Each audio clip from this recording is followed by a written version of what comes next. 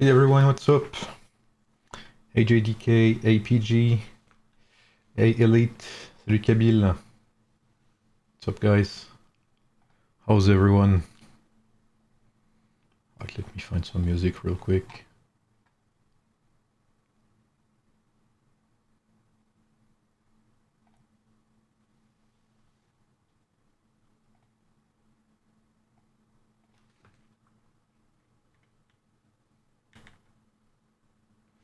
Oh, I need to change this.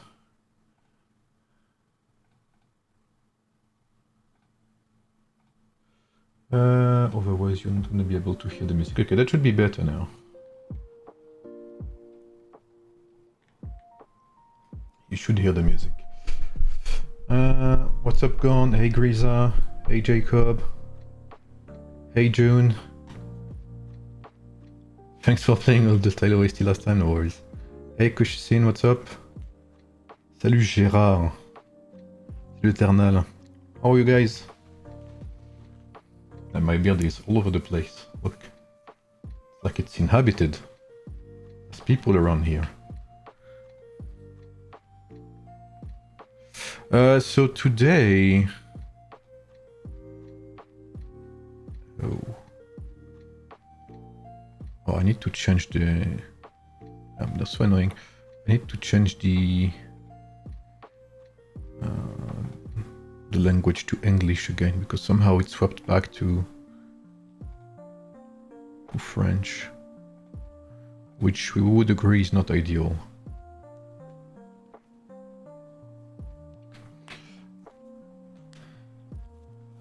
Screen shake again when hearing bangers. We'll see. Now it's only, this is gonna be like lo-fi. Most likely. We're gonna have a look at the Pioneer Server today. I know it's been out for like a few days now. I just didn't have time to stop by and have a look.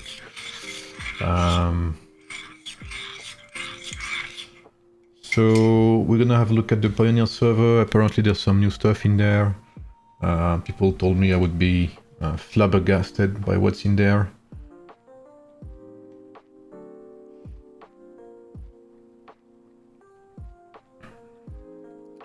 So we'll see, you know, if it's actually that bad. Vlad the Impaler leak. Yeah, I saw that leak, but it didn't come from... I don't think it came from the... I don't think it came from the Pioneer server. Salut Albator, ça va et toi? Hey Ivan, hey Xcated, hey Rodrigue, Salwe. Salwe dominé. Rodriguez. Hey Anzorni, what's up? Hey Agvian, hey Dushan.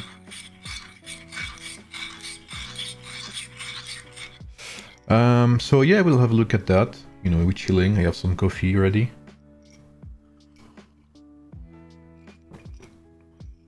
Look, I just want to mention that quickly about these leaks.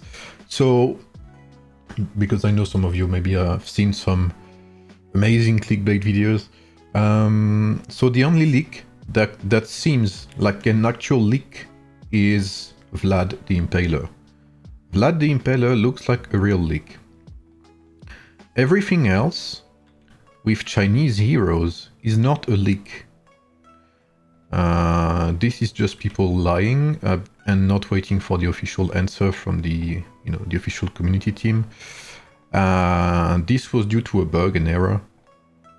So this is not a leak.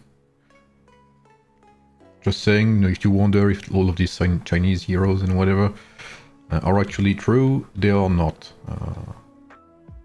Always be careful when, you know, people sell you stuff that's not true. What's up, John Boy? How are you, man? I just wanted to say that the Vlad leak looks real because it came from a real server. Everything else, the heroes from Pioneer, looked like a bug more than anything. I mean, they confirmed it was an error anyway. It was a mistake from their part.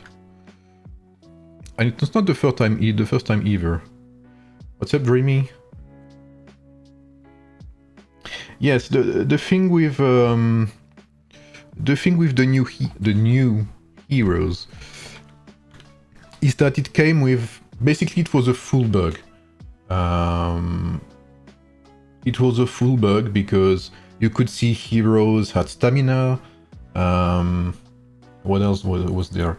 There was different tavern tokens, like there was elite tokens or whatever. Like there was tons of stuff. There was weapons as well. Basically, all of that comes from Return to Empires, which is the Chinese version of AoEM. So all of, like, basically when I saw that, I was like, wait, that's way too many things coming from the Chinese version at once. So I was like, most likely than not, it's gonna be a mistake from their part. Because they use assets from RTE. So obviously they made a mistake. Be careful who buys your Kraken's account in your server. Are you still having troubles with that, John Boy? Yeah, I'm doing good, Dreamy, by the way, thank you. I hope you're doing good too. So we are in the Pioneer server. Let's use our usual... oh.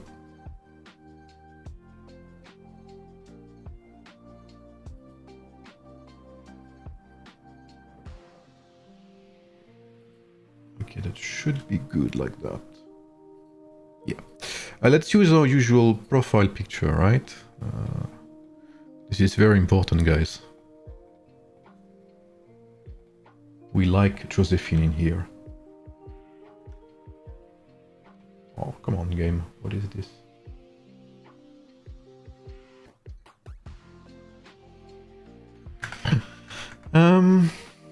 AMG. First thoughts on X62 migration ad. Personally thought it was very good shot. It was funny, more than, you know, it was funny for sure. Will AoEM ever make customization of profile photo? They said they would consider it at some point, but that it required some technical, I don't know, technical things that they don't have or whatever. So most likely it's gonna happen someday, but we don't know, you know, we don't exactly know when. Okay.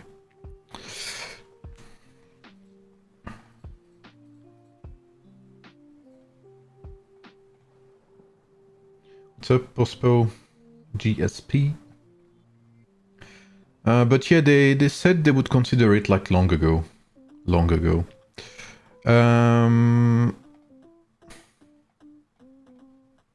Okay, I'm trying to get rid of all of these red points.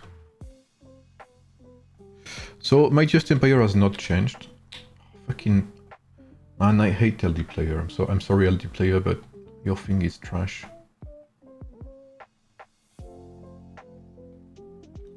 Okay, better. You know anything about the Lost Desert event? No, I don't, sadly. I don't. I told them that it would be very good if they could actually, you know, if they could actually tease us something. I told them that yesterday.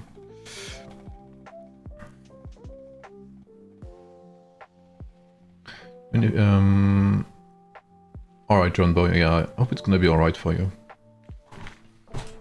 The Lost Desert. Yeah, I have no idea.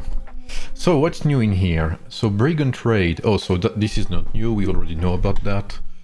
I'm just... like, obviously, Golden Expedition is what's new. So, we'll have a look at that. This is not new. This is not new. This is not new either. This is what we currently have in game right now. The 7 days, you know, of non-stop fun, obviously, right? So this is not new. Let's have a look at the rings. Okay, we cannot go through here. Anything new here? Nope. Anything new here? We don't care about the heroes. The heroes, I have tried them all. Doesn't look like there's anything new. I don't care about that.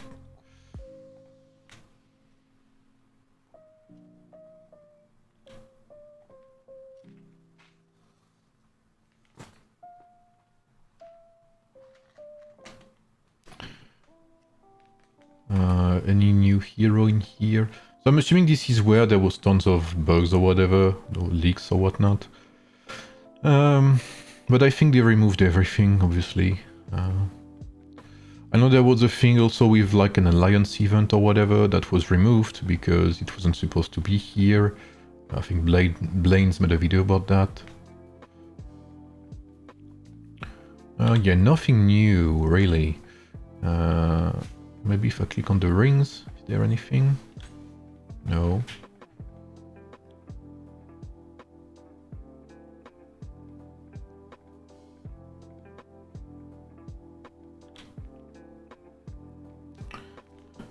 What's the Pioneer server? The Pioneer server is it's a server with everything unlocked, basically, where they let you see what's going to be introduced in the game, in the future events, in the future patch notes. They should be partnering with CCs to pre-release, sneak peek these events, these heroes, upcoming events, etc. Whoever's in charge of marketing spec. Yeah, I mean, you know, like I know, I stream my Mightiest Empire events, right? During the weekend, during the Sundays. I've been streaming big events, right? And there's always a ton of us. I think it's pretty epic streams. I mean, I think it's pretty good streams overall, with good PvP content, and I think that's what they should advertise. I've been telling them, I don't understand why they don't advertise such content. Bugs are in the troops page, okay. For us free-to-play players that went all in Lubu, do we continue to build him or pivot to new March? Since spikes are coming out. I think if you have one Lubu spike, one Lubu army, you can start building a second army, yeah. But don't drop Lubu. Lubu is still very strong. This is a good way to test heroes. Yes and no, because this is not and will never be a real condition. Like, this will never be a real condition. The 5-star heroes, all the way, level 40 rings or whatever. Like, this is not real condition. That's the first point. And then, what makes me more knowledgeable about heroes and the game is that I play these heroes in real condition. I don't only do tests. I also spend time doing PvP events with the limitations that are the same as, everyone else. I think only testing in Pioneer server is biased by any means. Have you ever tested full damage Timur? I tried, so I did Archer test yesterday. I tried Archer test for Season 4, and the best results are still the same as Season 3, which is Mulan, Mehmet Bellevue, and Mulan, Mehmet Attila. These are still the two best. Timur was horrible in Archers. Even as a DPS. I tried DPS, I tried support, I tried hybrid, and it was horrible. And in Archer, in Cavalry, I'm assuming it's gonna be the same, but I still have to try it. But yeah, Archer Season 4 is, yeah, don't take Timur for Archers. Timur is like a pretty, yeah, he's not that great, basically. So we can, maybe we'll talk about migration as well, we'll see.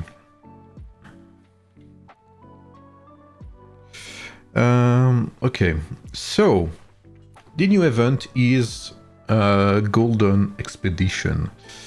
Golden Expedition, what is it? If you guys don't know, if you guys haven't seen it yet, Golden Expedition is, I think, yeah, an event that lasts a week, so 7 days, with, I think, a war stage that lasts 3 days. Let's have a look. Golden Expedition is a competition between two empires. During the war stage, you can relocate to the opposing empire to earn points through various activities, battle players from the other side, or challenge even bosses.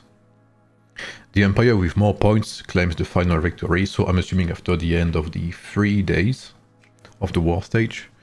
So matchmaking stage, just like the Mightiest Empire event. This looks like pretty much the same. Last 24 hours, with the first 8 hours spent finding a good enemy empire for you. So matchmaking stage during the first 8 hours.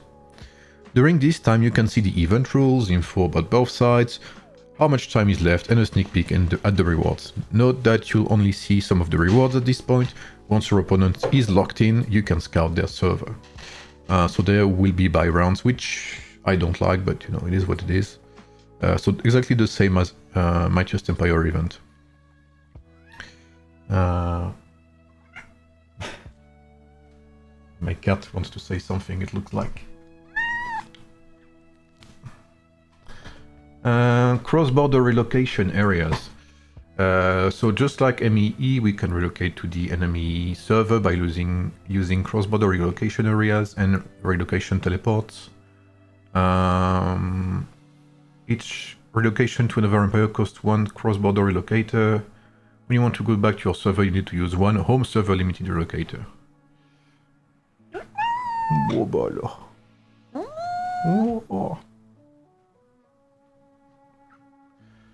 During this stage, I think she's not too fond of the. I think she's not too fond of the event, guys. I'm not sure.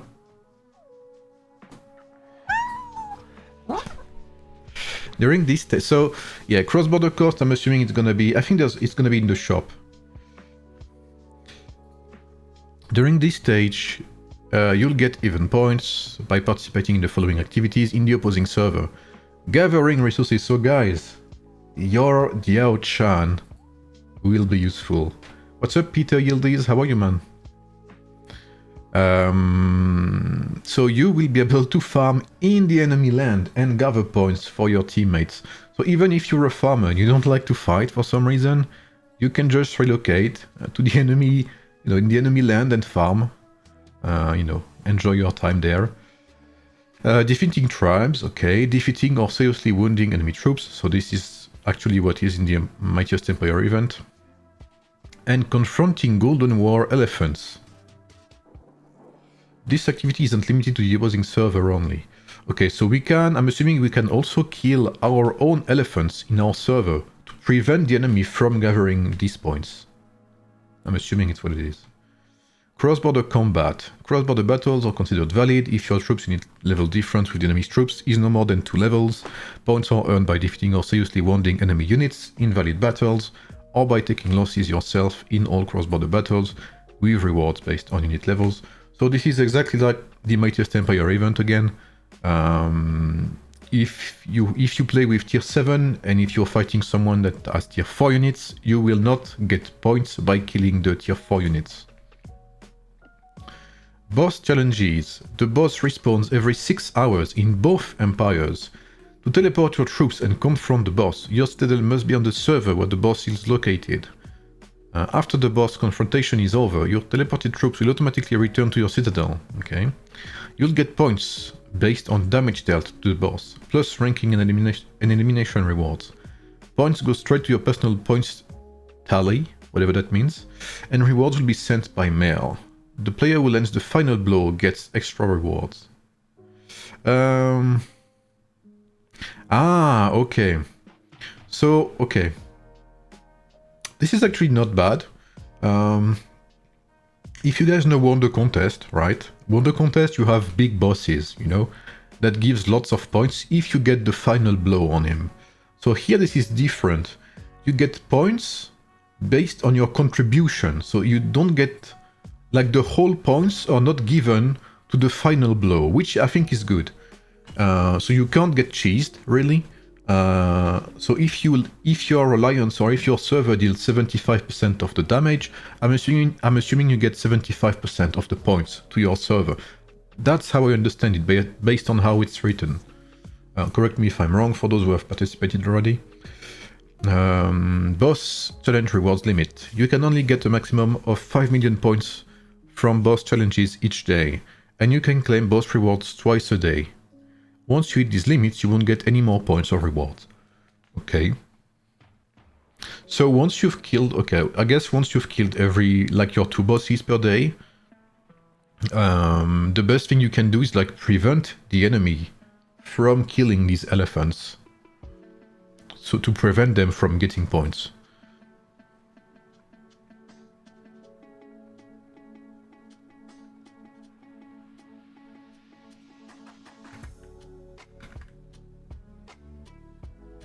Yeah, absolutely gone. Like, the damage buff on Timur was horrible. And the thing is, the bad thing with Timur is that, you know, his commander skill is basically where most of his damage comes from. But his buff, his self-buff, lasts only 9 seconds, like at its highest point. But to activate his first commander skill, he needs 10 seconds. So you don't even benefit from the damage buff for his first commander skill activation. So it's pretty bad. After the war stage is over, the cross-border areas on both Empires maps will disappear. Okay, but just like MEE, please note that some events can't be opened or won't track progress while you're on another server. Okay. And then we have the recovering stage. So what's the maximum amount of recovery rate? They don't say. Okay. So just like Mightiest Empire event, once the war stage is over, you have some time to say, like, to heal your troops, ask for assistance, etc. So I'm assuming we also get.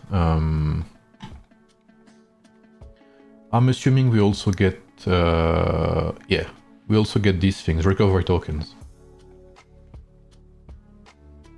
You think Meta Warrior Pike will be Cyrus, Vlad, Mensa? Well, we don't even know what Vladimir does, so I don't know.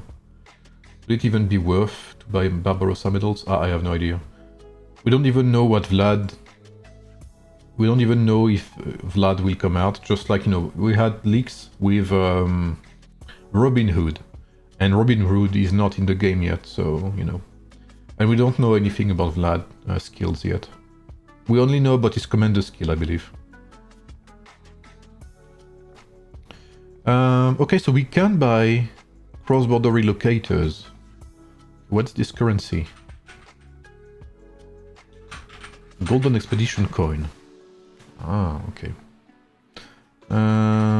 Okay, let's have a look. Okay, so we get some rewards from getting points. Okay. Oh, we get. Oh, that's pretty good. We have signature and stars. All I've seen is a document, not skill shots. I have not seen screenshots of the actual stars. All I've seen is a bunch of text with no actual proof. So.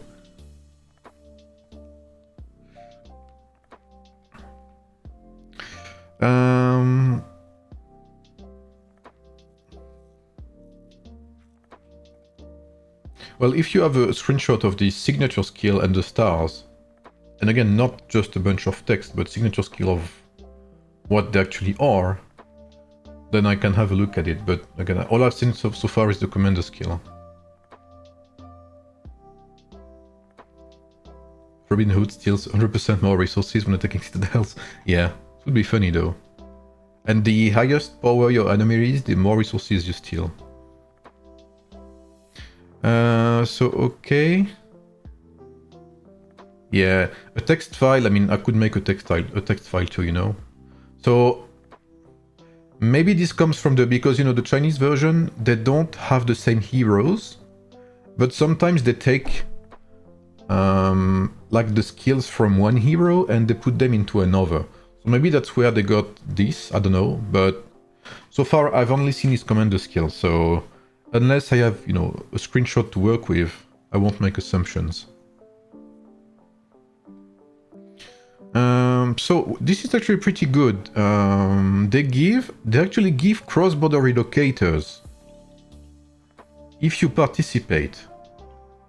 This is actually pretty good because, I mean, if you play Mightiest Empire event, you guys know that we are lacking teleports like relocators every time.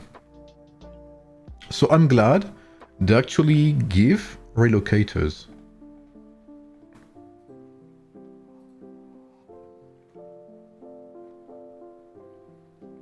So how many parts doing it in total?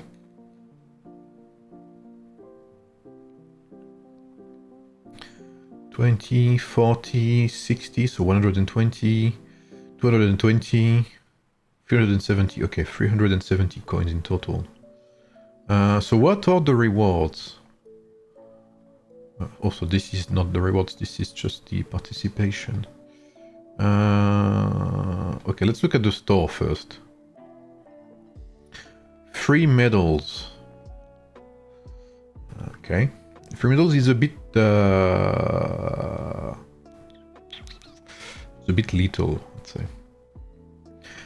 It kills me to invest in Freddy. But, like, it's not mandatory. If you... I did some tests yesterday with Leonidas and Boudica.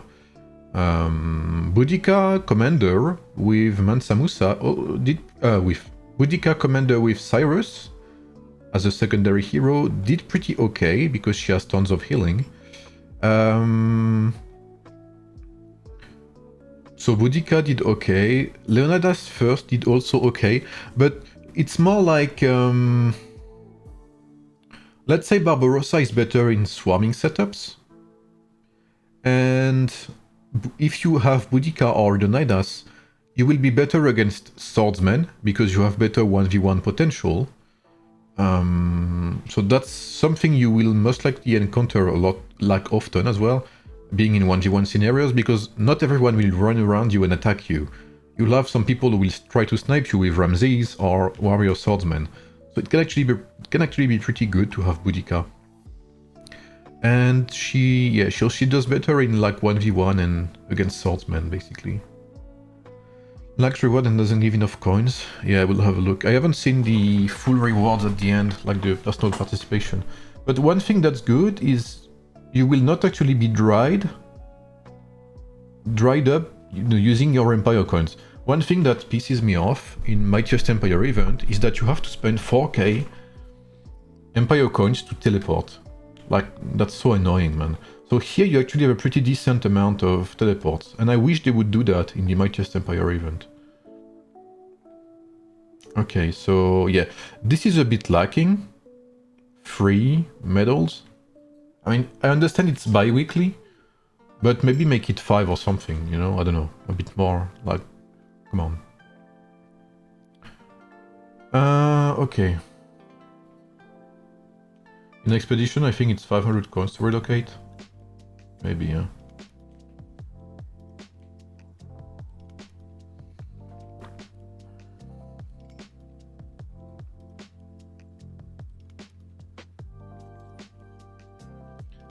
I see the plans of a new strategy tab. Where, excavated. So what's this? Oh, so this is after the war ranking or whatever. Yeah. This is after the war stage. So you'll have more coins to spend on the store, alright?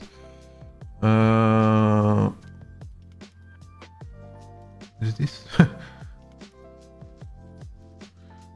Can I even see it? So this is the top 1 reward? Wait, it's not even in here?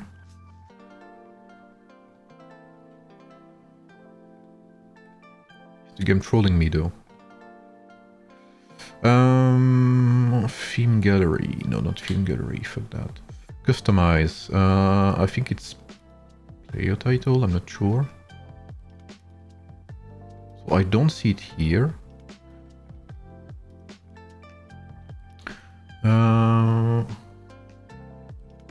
What's that? Fit Bulta?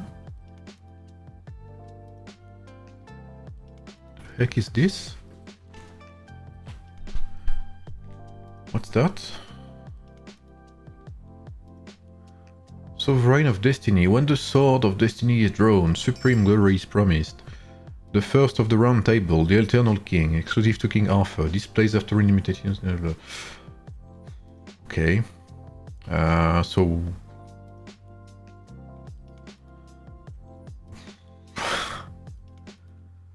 Come on, man. Do we really need this? I mean, it looks cool, right? But... people with King Arthur are already stacked, man. Why give them something that gives them 1,800 troop capacity bonus, man? Come on, I mean... so annoying, man.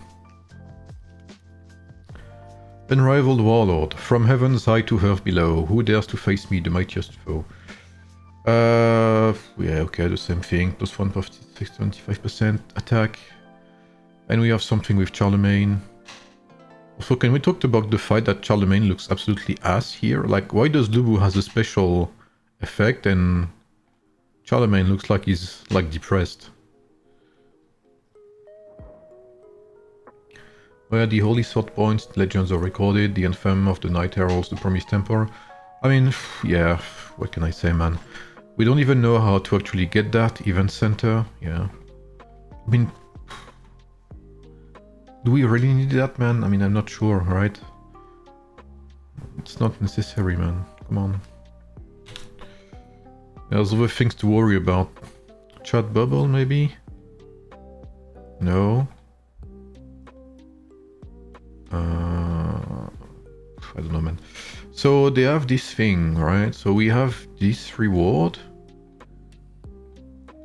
from cross server, but we cannot actually see what it is. It looks like there's an elephant on it. Wow, it's only 15 days.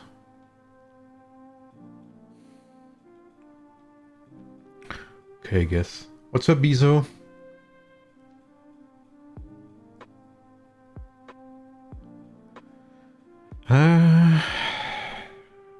Personal rewards. Okay, so these are, yeah, okay, so this is what we saw here. These are the personal rewards. So they added it there, they added them here, okay. So, I mean, it's, yeah, it's okay. Like 10 relocators each is okay. What's up, Abid?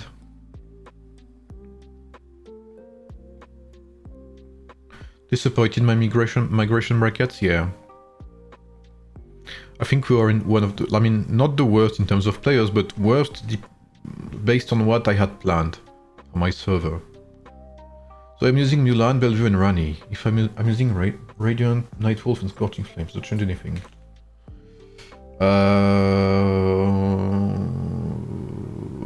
No, it's okay. You could swap Scorching Flame by Ring of... Maybe a defensive ring, like Ring of Badger or something. Boss. Okay, so these are the boss's rewards.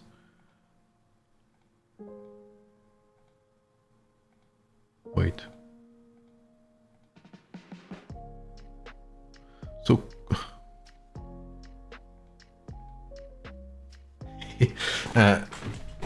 maybe I'm missing something here. I just realized. So... point rankings per server is like 1 day of training speedups and 6 hours, 400k for extra resources. Cross server, it's like what? 6 days? 6 days of... Oh, fucking cameraman.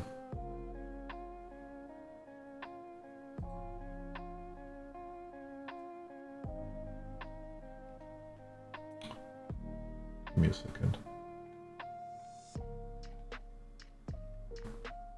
That's better. So 6 days of training speedups for the cross-server rewards.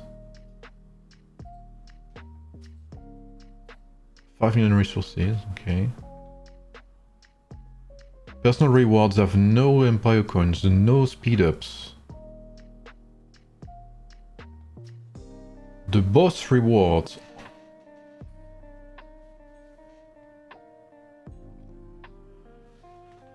— 12 hours of training speedups.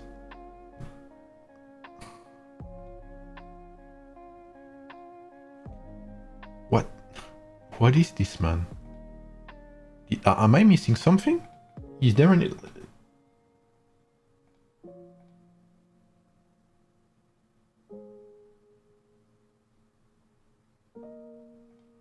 Wait, there's no way that's it, right?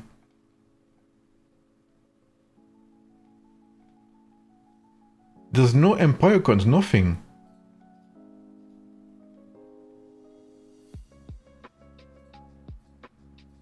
And again, I've talked about that before. This is called participation rewards. Which means, and maybe you guys will disagree with me, but to me, participation rewards mean that as long as you participate, you should have the same rewards. Why are participation rewards divided in victory and defeat side? As long as you participate, you should have the same rewards. Otherwise, don't call that participation rewards.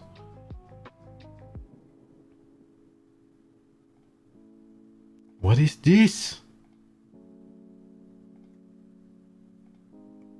Like Mightiest Empire event rewards are so much better, like in the prep stage.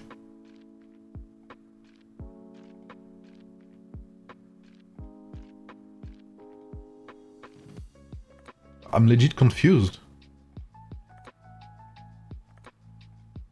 Okay, let's say you are the greatest. Okay, let's say you are, I don't know. Let's say you're like the greatest fancy karate and you end up first in everything. Okay. So, let me grab some notes here. I wouldn't want to miss any of these rewards. So you get, let's say you're the best of the best. You get 2k Empire coins.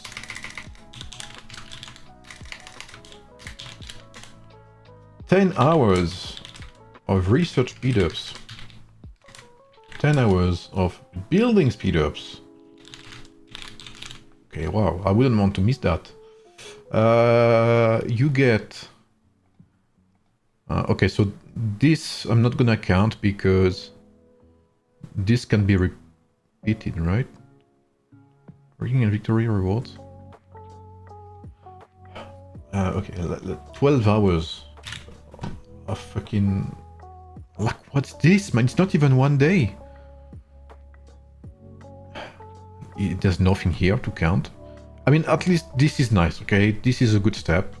Let's find some positive. Wow, plus 30... I can't, man. Plus 30 days. 30 hours of speed ups, sorry.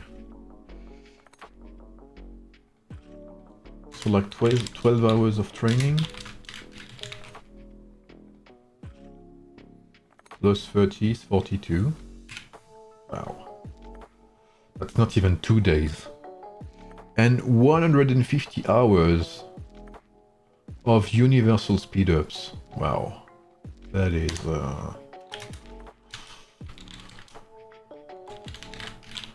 that is something, right?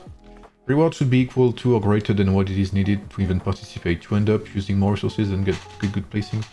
I mean, I wouldn't mind using resources and speedups, but if I were to get something greater in other domains, like I don't mind losing speedups, resources, troops, if I get ring tokens, if I get some gems, if I get some technique points as well, if I get, you know, something that's actually hard to grind.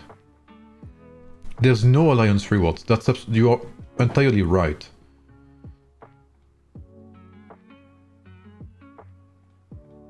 Like, I don't care about losing troops, but don't give me 10 hours of training speedups.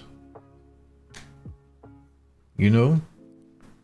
At least there's no preparation stage, but... So you don't have to push, you know? You don't have to push for this event. So I guess you can count that as free rewards, but you still lose you still lose troops. And if you're gonna end up losing troops just to gain 40 hours of training speed, what for? We don't even know if that counts towards Stellar Glory, right? I think I will ask in the chat.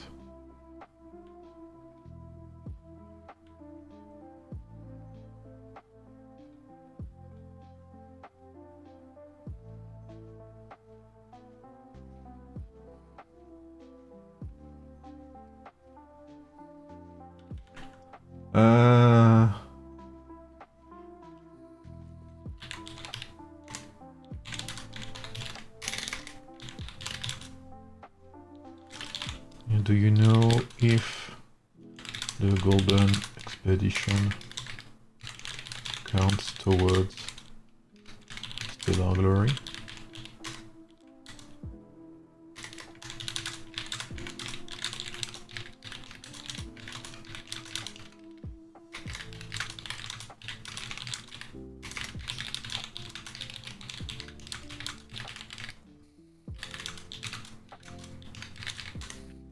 One thing that scares me is that 3 days fighting stage is great, but a single Kraken could use these 3 days to entirely kill your server. Yeah, absolutely, Tom. Yeah, I just saw your comment, but that's one of my worries too, yeah.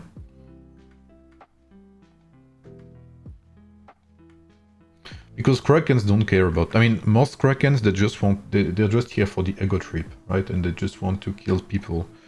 And don't care if you know, if they kill free-to-plays who've been struggling for a few months. Yeah.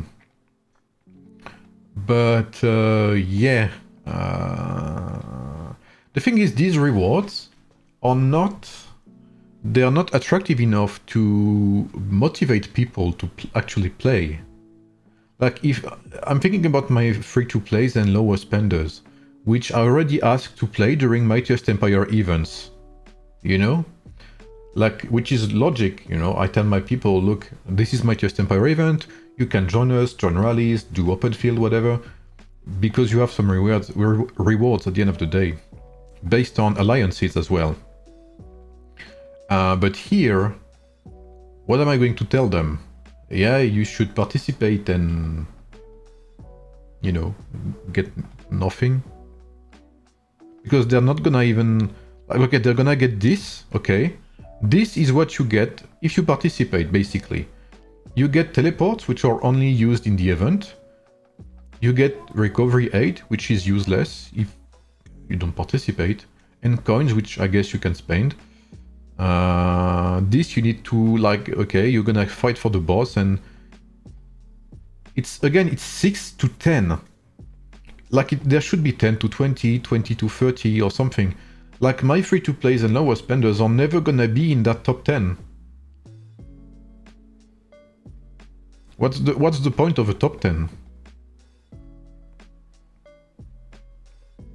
Like, okay, this is why it's stupid. Okay, a ranking is meant to reward everyone. Obviously, the best should have better rewards, but if you participate and just participate even like, you know, I don't know, if you're like 100, top 100, you should still have something. Otherwise, what's the point of participating? If I'm a 25 million player, and most of my alliance is 40 million, why should I even participate? If I'm 100% sure I'm not gonna end up in the rankings anyway, because, like, how do you get to the top 10 as the lowest spender? Okay, if you get the assist, you get 10 golden expedition coins and 1 recovery token. But what's that gonna do for you? So you get this, which is basically useless. And at least you have a top 100. Basically, if you're free to play or low spender, you will get, let's say you get 20 hours of general speed-ups. It's not even 1 day of speed-ups. And if you're like in your server, you'll get like 6 hours of training. Like, what? It's like, I don't know what I'm looking at. Like, I'm gonna be honest. I don't even know what this is like. This is surreal for me. What's your 30 seconds reel? You're saying Bangladeshi king. What happened actually? That's because Rajib, the guy who's in the short, he's from Bangladesh. He's a good guy. He's a very friendly guy. And in my heart, he's the Bangladesh king. So yeah, so there is this, I guess, the store rewards, but the store rewards should not be the main rewards. Like, if you look at the Mightiest Empire events, the main rewards do not come from this. The main rewards come from having the Imperial City. You have the Alliance rewards. You have the personal rewards, which are amazing. Like, the personal rewards from the Mightiest Empire are actually pretty good if you participate. Like Empire coins, which are very valuable. You can get medals as well. Here there's, like... this is okay, but this should not be the main event. Like, this is actually greater value than the like this is better than the addition of every reward in here. Like, what is this even?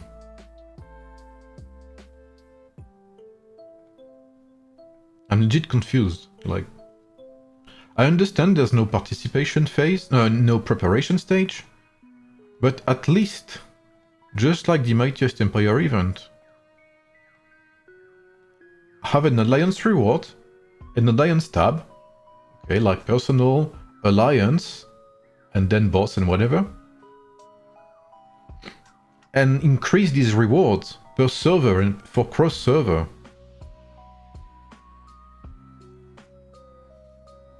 This does not encourage participation. I think, at least. I mean, I don't know what you guys think, but...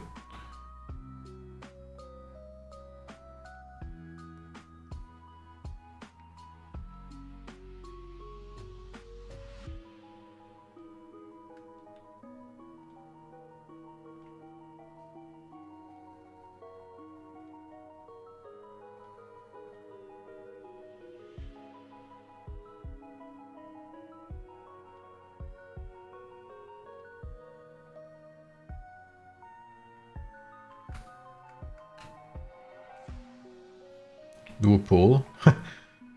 Okay. Let's have a poll, guys. Are the rewards enough? Yes and no.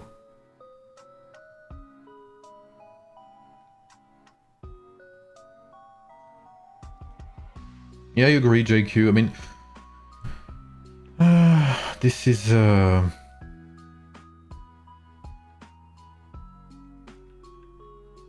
I mean, I was told, you know, people told me you're gonna be surprised, but I didn't expect it to be... yeah, this bad.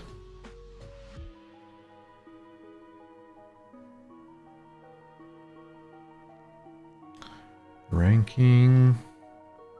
I mean, yeah, this is extremely lacking.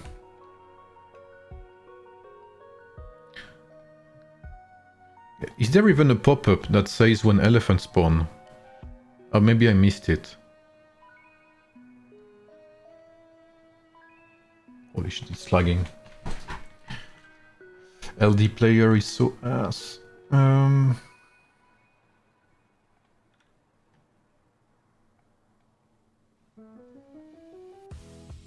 Every 6 hours, yeah.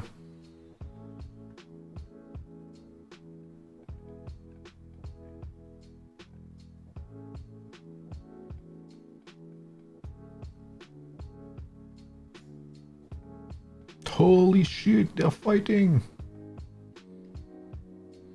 PogChamp.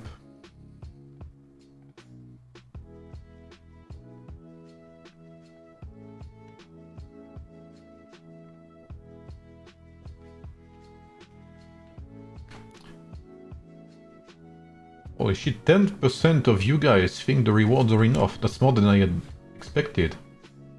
Come on guys, leave a vote. Feel free to say what you think.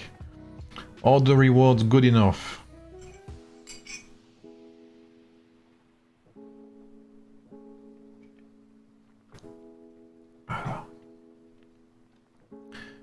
Oh! We have a visitor!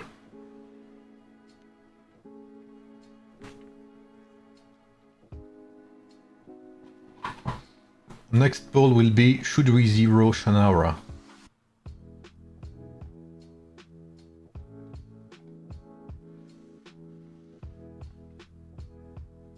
I don't even have a bubble, do I? No, I don't. What's up, Shannara?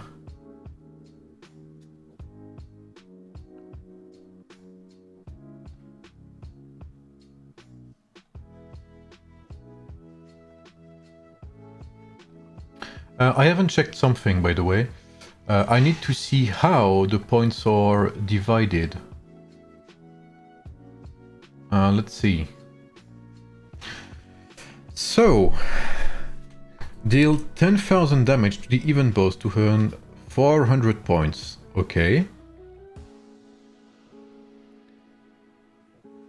Defeat one level 7 enemy unit to earn 75 points. So I'm assuming they mean tier 7, right? I'm assuming they mean tier 7. Lose units, okay. Huh? What? Why do we get so many points from killing tribes? Holy shit.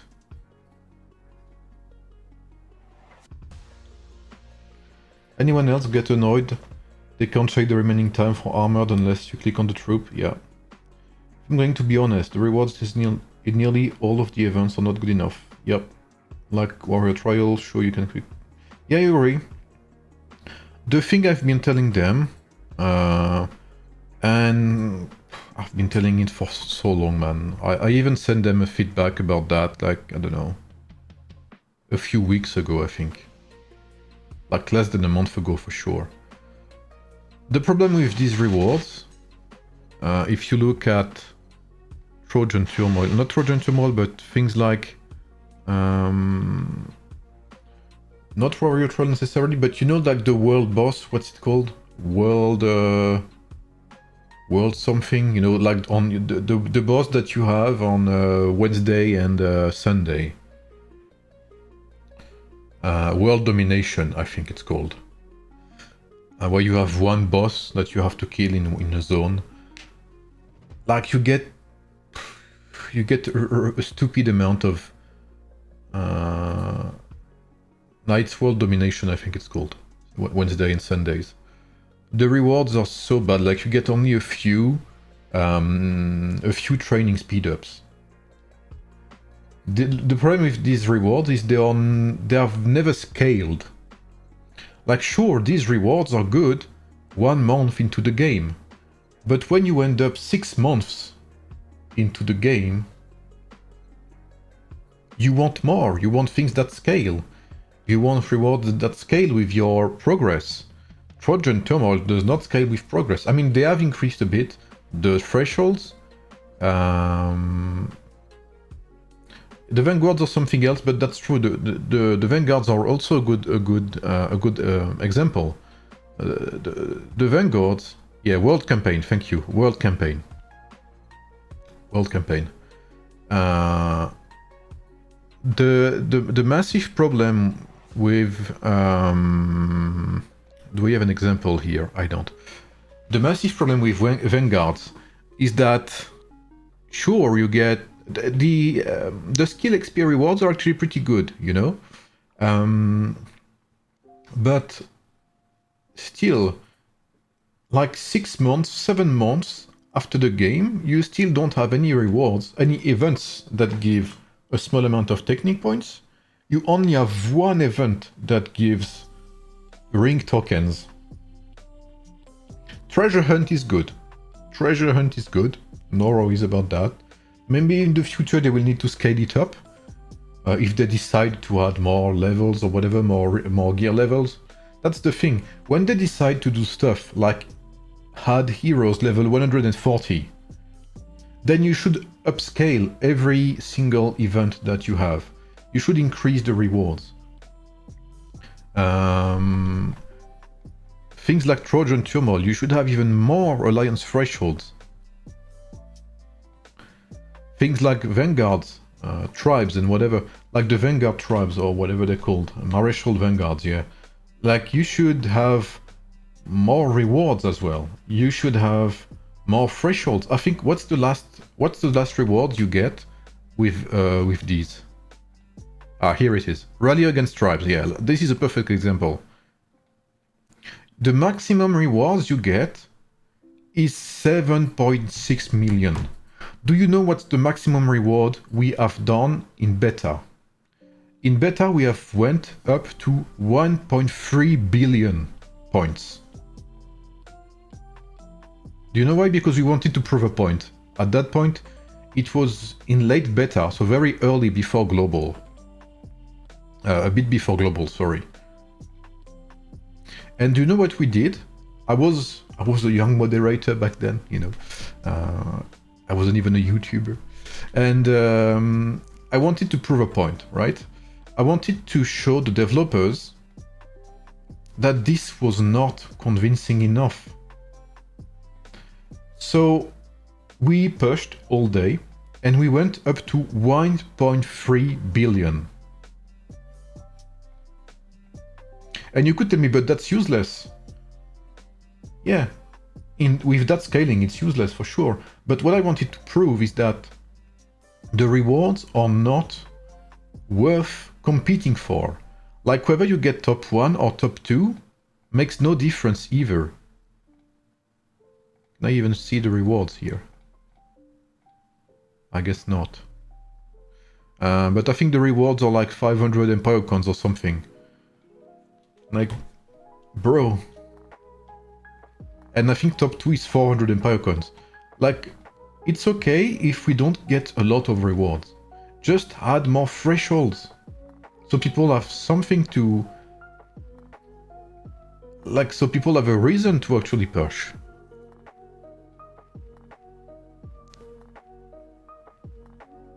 And Trojan Turmoil is the same.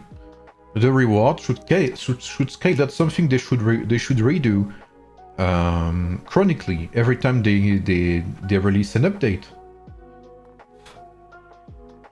Like, I don't know, every 2 months, for instance, they could just you know, increase some of the, not necessarily increase the rewards, but you had some thresholds, because obviously 7.6 million, well, it's even doable very early in the game, but when you're 6 months into the game, this is very easily achievable. So you should increase, you should keep this, but maybe, you know, with time you had, you know, a 10 million threshold, then 50, then 100 million, then 200 million, then 300 million. Like, you know, like every 2 months or whatever, you had a threshold, and you make it so the rewards actually scale with what's needed in time. Like, when you're at a certain point in game, what does 100k rewards do for you, man? Like, most people don't care about this after some time because the rewards are just outdated. Ah yeah, here we go, here we have the rewards. So after some point, the rewards are just outdated. And this is why you lose some players, and this is why alliance leaders struggle to motivate their players. Because why would I mean, I cannot blame people in my alliance if they don't participate, because it's not worth. It's good for free-to-plays, but even for free-to-plays at some point, like 700k resources isn't gonna do anything.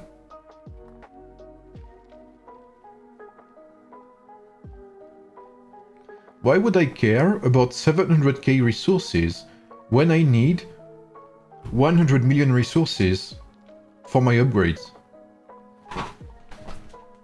And it's true, they increased it for this event, for Trojan Turmoil.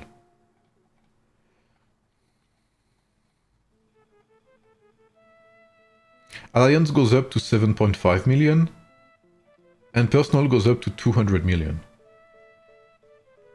So it's okay, but they should do that for everything.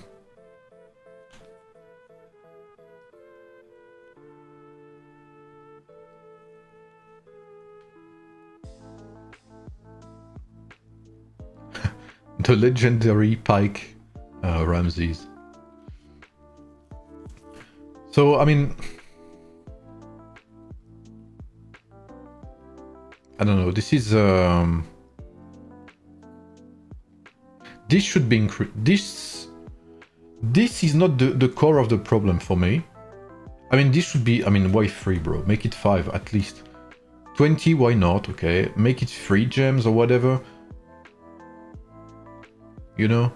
And like, this needs to change. This needs to be changed. This is the core issue for me. This is not worth fighting for. You should have some Empire coins in here. You should have...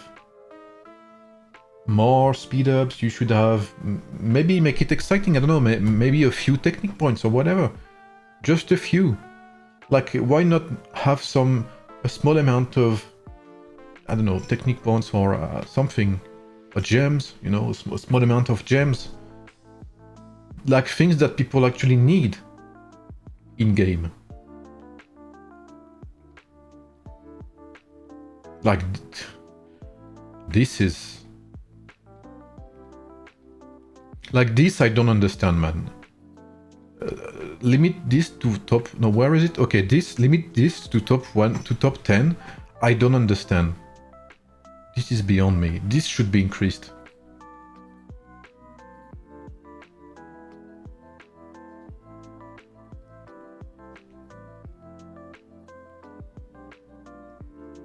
Yeah, treasure hunt is like the event with good rewards.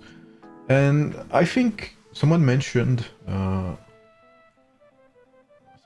Fallen Frontier is not actually that bad. It's pretty okay, and it's fast as well. You have 9% of people who think these rewards are good. Hey, we respect every vote. Honestly, if it wasn't for Stellar Point, I wouldn't do Tribes nor Trojan. I can understand, I cannot blame you, yeah.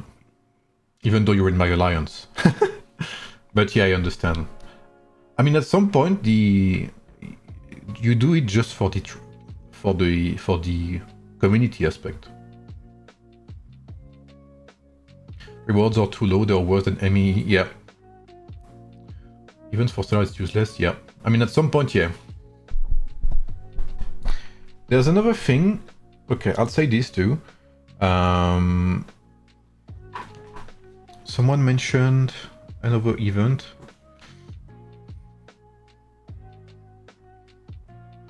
Warrior Trial best event. You know what? I think we're a bit biased with that.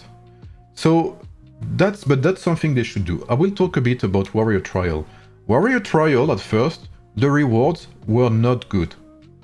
The rewards were 50% chance you got nothing. Like a few Empire coins, basically. And at first you also lost your troops in Warrior Trial. So they changed that, they listened to us.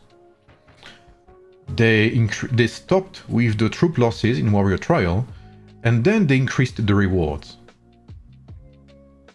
So this was good, okay?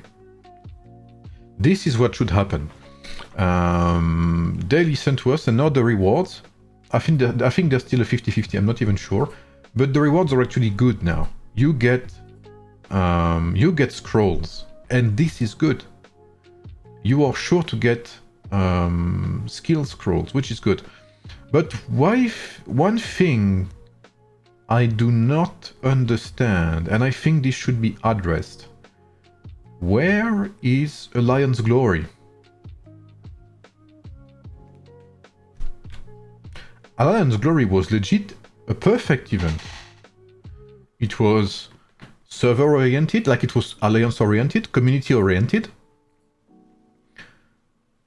It was server-oriented. You had some form of competition with our alliances.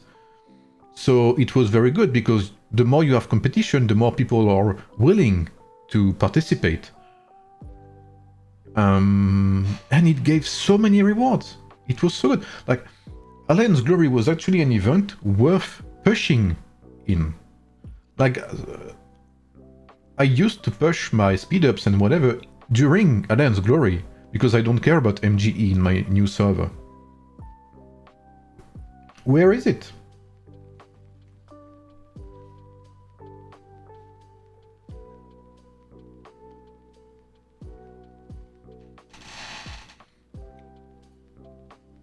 You wanted to see the ranking? Lucas?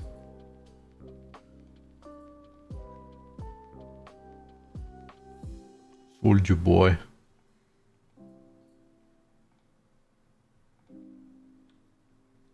So, I think we definitely have an issue with rewards and events. Definitely. I think we need more rewards. We need better rewards. We need to be rewarded. And I told them that earlier. I sent them a message in top contributor chat. Basically, I told them, let me find the answer.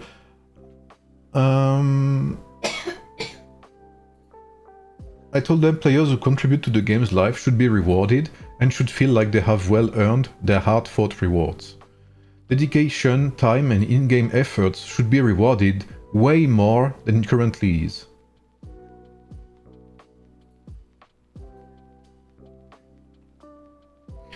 I told them that's also why I think we should address VIP points for free-to-play players being removed from daily chests, as it was months ago, and it was never explained to us why it was removed.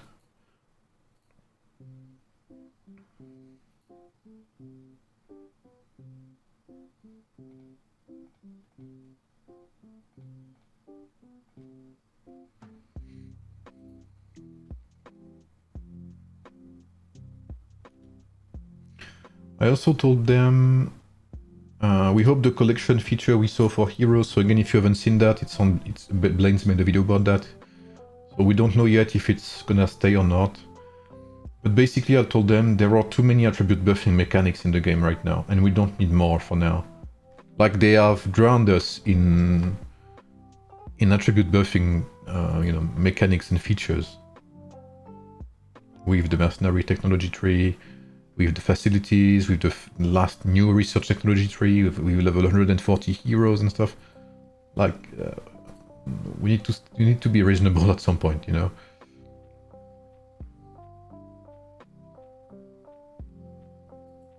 I told them, I think until KVK is released, so at the actual KVK, the desert, the lost desert, as someone said, we need to let players from every range play and catch up. If a new feature is to be introduced with big benefits, I would hope it comes with a currency only unlockable through PvP events to reward participation.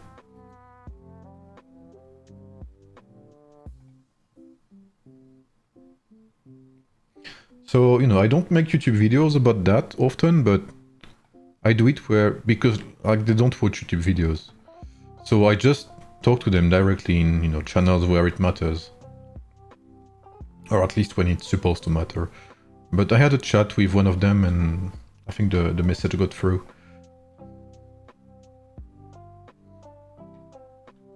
How do I unlock top contributor? You need to chat, I think, in the Discord. I think that's how they pick people up. I'm into it because I'm a moderator there, so I think I was automatically sent there because, well, I need to moderate the place too.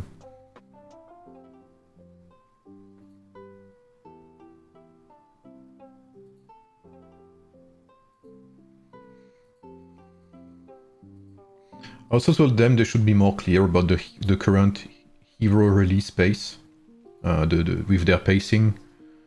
I told them basically it would be great to have more knowledge about hero releases and either have less heroes per season or have seasons a bit longer. Many players don't have time to upgrade their lineup properly before another hero comes in and completely replaces the one they are working on. Also, since we don't know when hero seasons end, we cannot adjust our wheel spins to be optimal with our Empire Cons usage. How many times has this happened to people and how many times have I heard this? I would like to 3-star my Mensa Musa, but I don't know if I need to spend more this week, or if I will be able, or if I will have another wheel in 2 weeks. Like you cannot tell me this is not true. How many times, especially on this stream, have we had people tell us, you know, do you know when new season is released? Do you know if I have time to spin more? And even in coaching sessions, how many people do I have telling me, right now I have enough to spin my hero to 3 stars, but I would need to spend more Empire Cons than if I would have to wait for like 2 weeks to spin more. So, and you know, I told them it's not an enjoyable feeling, and people, especially lower spenders, need to be able to anticipate hero releases so they can properly build. At least for those who take the time to play smart. Strategy collection. I think it was removed, no? Odziland. It was removed, I think. But Blaine has a video about that. And that's about. I was talking about. That's why I made a message to the developers, JDK, not JDK, but Odziland. That's why I was complaining to them. It was after that new collection thing. I told them stop doing things that feed the same people over and over again. Like people in the top 0.1%, and I'm part of that, by the way. They have enough, okay? Stop giving us free rewards for nothing. Like, this is useless.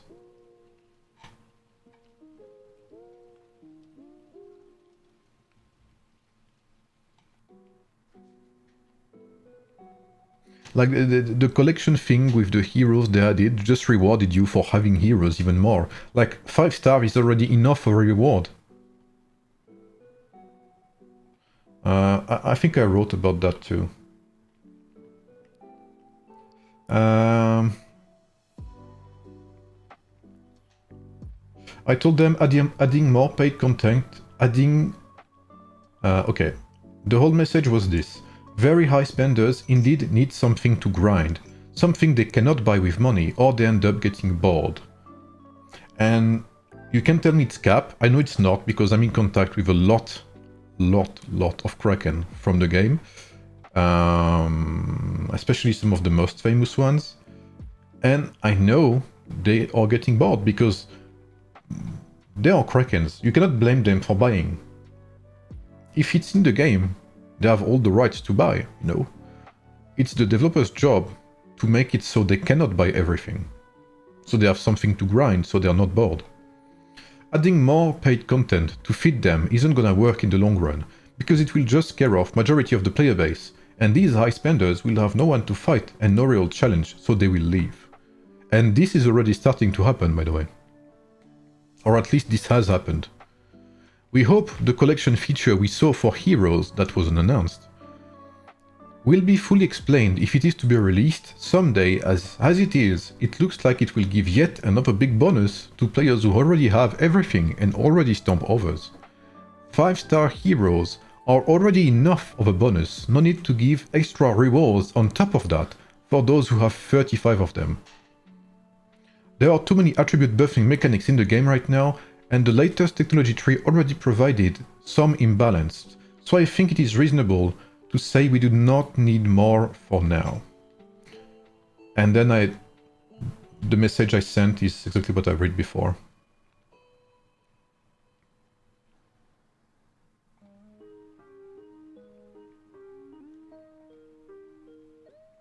Yeah, I saw the rewards. Like,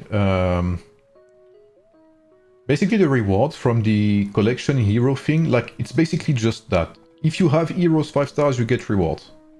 Okay. Or even below 5 stars, but basically the higher stars you have, the better the attacks. I mean, the better the buffs. And it's even more like attack buffs, health buffs, damage reduction, blah blah blah. Like, bro, stop it, man. Stop it, there's enough. Like, this is just feeding their ego trip at some point.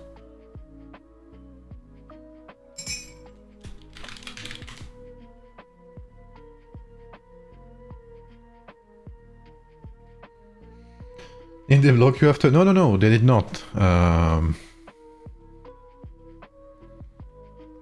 But, I mean, you see what I mean, right? Again, I don't know if you agree or not, but at least that's my point.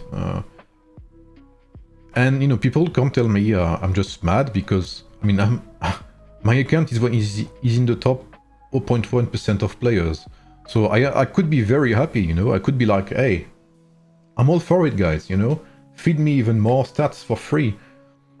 So I can feel good about myself, you know, but that's, I mean, let's be reasonable here. Like, the more they ignore 90% of the community, 99%, and only make it so we are happy,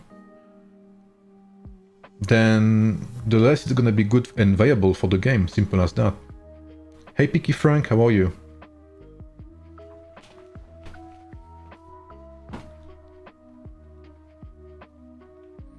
And I know some people say, what did you expect? You know, what did you expect? It's a mobile game. I mean, I know, you know, it's a mobile game, and we know some marketing aspects are very aggressive. But because it's usual, doesn't mean I have to swallow it, you know, with pleasure. I mean, I will not. I mean, if I can speak up and, you know, give them my thoughts, I will. And the more reason is that they have listened to some extent. So I know there's a chance they listen and improve, just like they did for Warrior Trial. AoEM is no game that can survive from a new... Yeah, 100%. Because there are not enough 1% as well. Like the 1% from AoEM is way smaller than the 1% from Rise of Kingdoms. Like, look at the... I mean... I completely agree, Rise. I mean, I hope they're gonna change that. They... I think they answered earlier.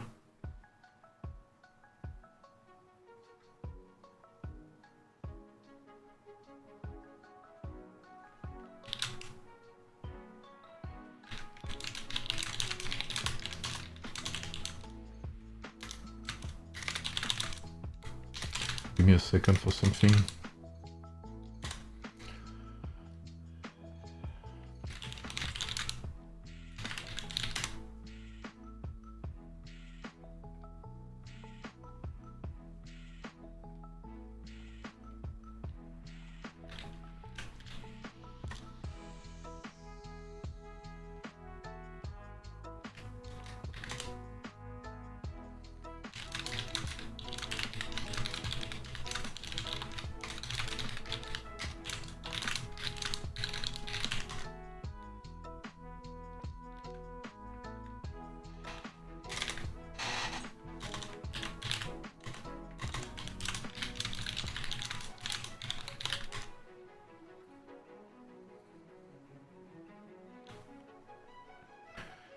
Example would be new difficulty, blah blah blah, exponential. Yeah, I mean, they should reward participation and they should reward players who spend time in game.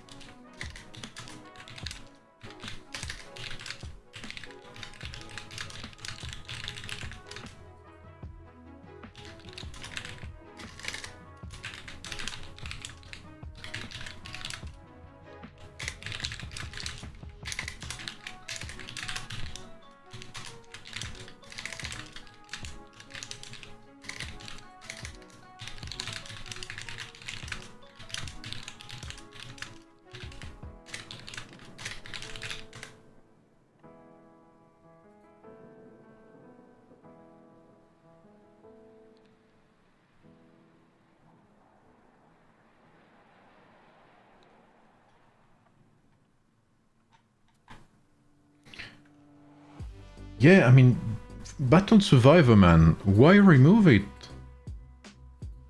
I don't get that. I don't understand. Like, you cannot say Battle Survivor is too many rewards when you provide us with this, you know?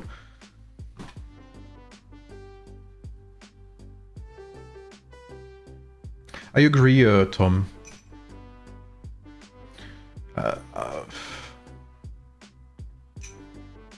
So yeah, I mean, I'm confused by this. Obviously, I will participate, right? But you know, maybe I will force myself to participate, just to keep my alliance busy.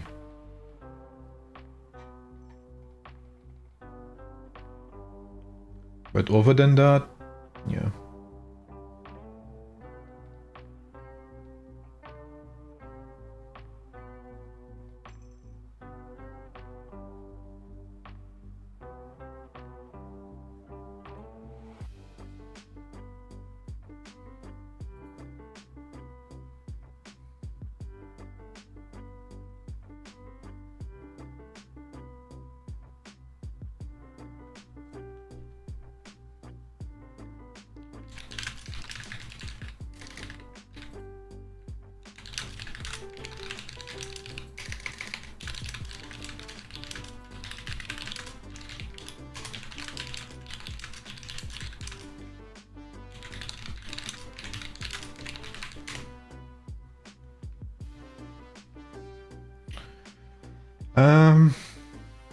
So yeah, I'm a bit confused. I hope they will listen. Have they said when this... So, do we know when this event starts in global? Or do we not?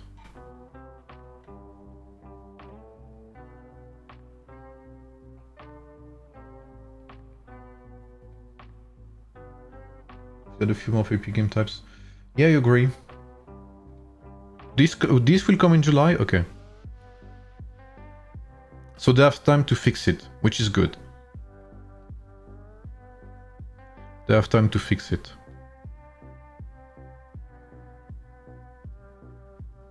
What's up, Riddle? Yeah, Wonder contest between the week, in the week, etc. I had asked them to do something like that a long time ago, but I think it, never happened. So.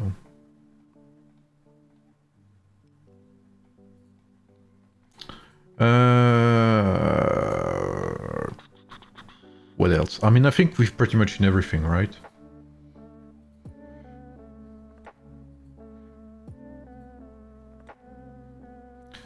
So I'll jump on my main account for now. I think we've seen pretty much everything of this Pioneer. Okay, it's too bad I missed the elephant, but it is what it is.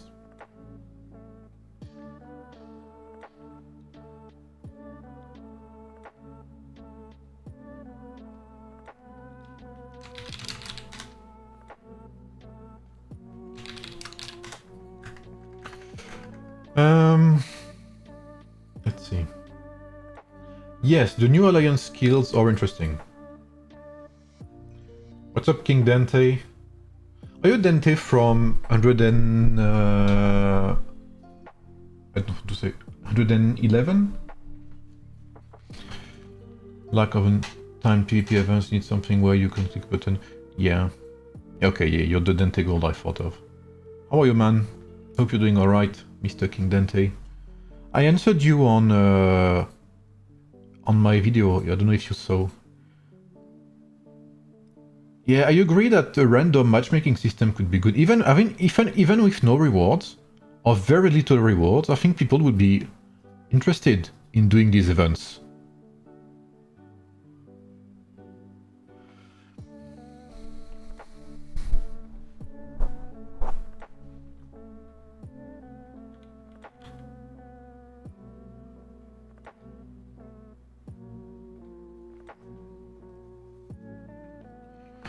Just gonna have a quick look at my account. I think someone asked about if I did, if I tried, what's it called? Tactician something, Tactician Cav, I think. I haven't tried it fully yet. Can you run Tac Pike, Tac 3 stars? I think so, yes. What's up, on doggy? I think, like Belisarius, his best star is 3 stars. This is not extremely important, so his third star is very good, Belisarius. Elizabeth, I think it's kind of the same. Yeah, Elizabeth is okay at 3 stars.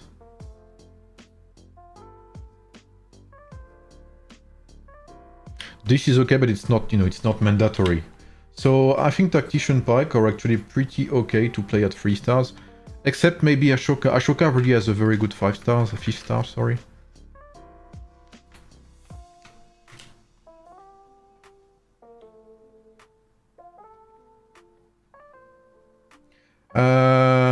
Nope, I have not tried yet Unseen. I don't think so, at least.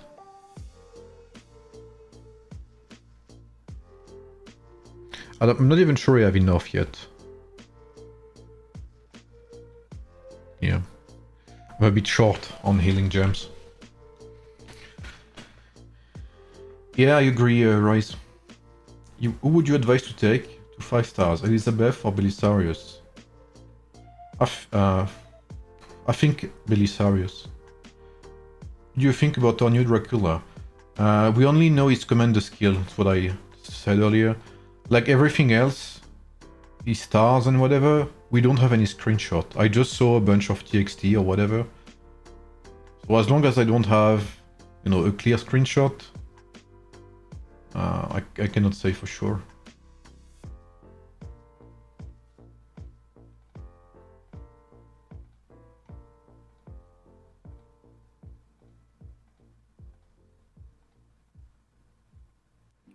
Yeah, Tactician Pack need Belisarius. Worth to run over Flame Rings on Tactician Pack? I think it's a bit expensive for what it does for them. Yeah, I think Justinian does pretty okay here. I mean, we'll have a short look. I'm gonna do some real quick test. The thing is, the thing with Justinian is that he brings a lot of tankiness. So I think he might be better in swarming. That's what I've said, you know, he might be better in swarming setups. We'll have a look. We'll go with Hannibal here. So I'm just gonna swap my gear around. This is gonna take me a year to refill again, but it's what it is.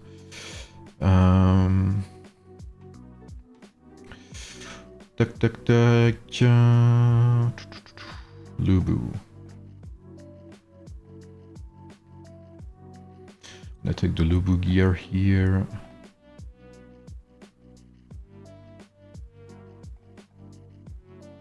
If you guys give me a second, we can have a look, okay, if you're interested.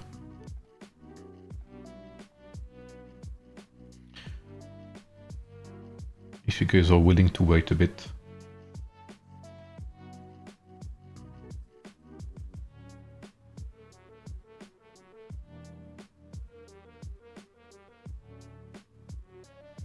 I mean, saving might from stars.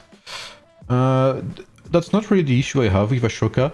The issue I have with Ashoka is that Elizabeth, if you want to really make the most out of Elizabeth, which is what you should consider the center of attention in this lineup, don't be mistaken, the center of attention is not Belisarius, it's Elizabeth. If you want to make the most out of Elizabeth, lifesteal, you need to have a second DPS. You need to surrender with DPS heroes. So if you want to make the most out of Elizabeth, you should have 2 DPS heroes. So that would include Belisarius and another DPS. Or a support DPS, you know. But Ashoka brings activation chances or whatever. But you don't really care about activation chances because, as I've said and explained, Belisarius has high activation chances. So he doesn't really need extra ones.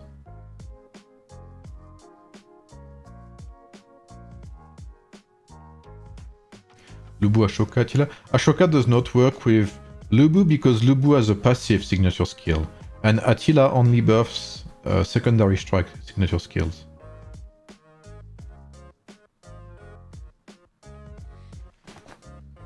Do you run armor gems on Barbarossa? Yes.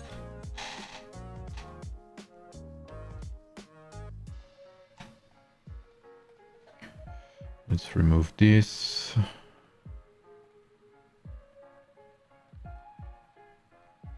Missing Timur here. Is it through the patch Tactician Pike? No. They fixed Elizabeth healing, which was bugged, and that's about it.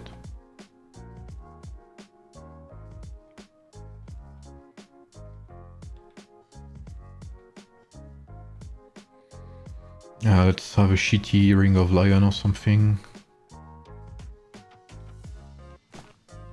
I'll have Radiant Guardian on him. I think that's better. And here we'll have, I don't know.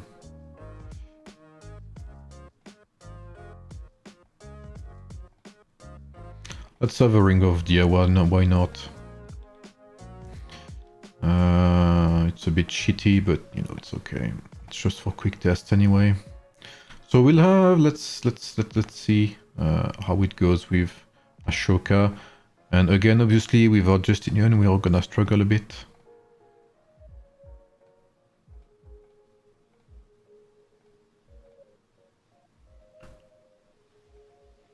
Ashoka is by design, yeah. Future skill acts like easy support. Yes, that's what I've always said in my videos, yeah. Ashoka is a weird hero. If not for his signature skill, Ashoka would be very bad. It's hard to say, right? It's one of the things I'm trying to determine.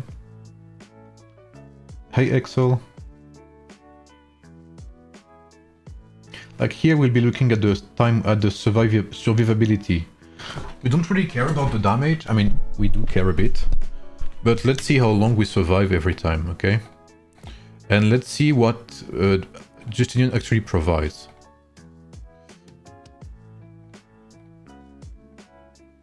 So if we look at the first fight we have here, we survived 19 seconds, which is not great. Hannibal has been kind of useless here, very low activation chance.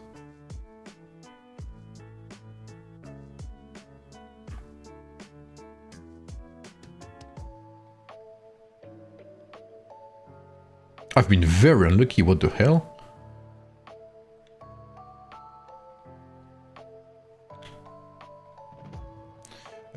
Let's do some more, you know what, let's just run them around. Don't care about that, let's see this. Okay, we survived a bit longer here, 22 seconds. Okay, more activations, that's more normal. Yeah, that's better.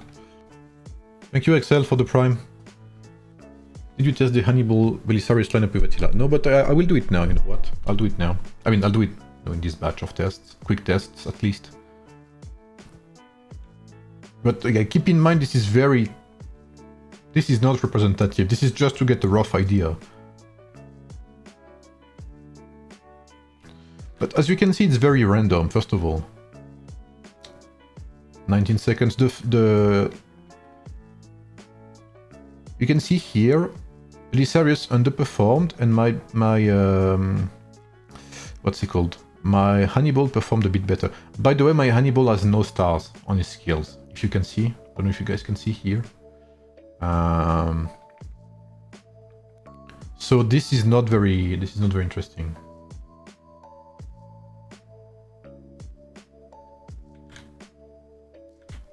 I mean, it's normal that my Hannibal deals less damage. Let's have another one. So right now we were at 18, 19 and 22 seconds of survivability.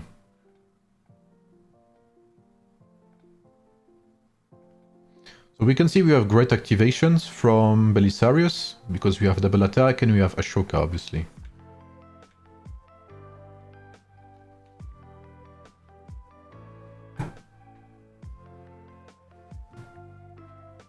If resources are available to do either full 5-star warrior pike or tact pike. I would say warrior pike. Do you think Cleopatra could be better than Ashoka for rallies? Yes, I do think so. I think she could be better.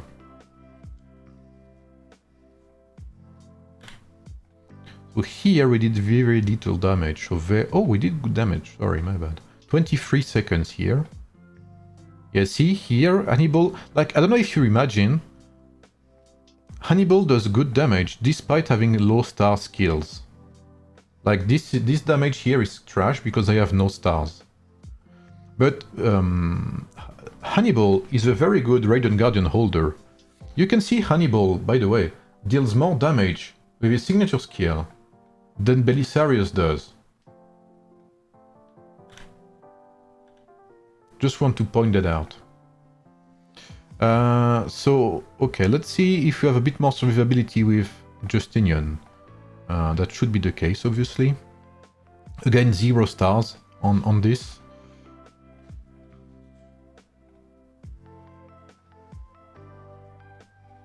I think I have might, yeah, so this is very not, you know, this is not, obviously very quick test with shitty gems and whatever, but just to have an idea, of course. We'll take Ring of Crow, it's shit on Justinian, but again, to keep the same rings. We don't want to have anything too random. do that. Okay, let's see here. We should survive longer. I would be surprised if we don't.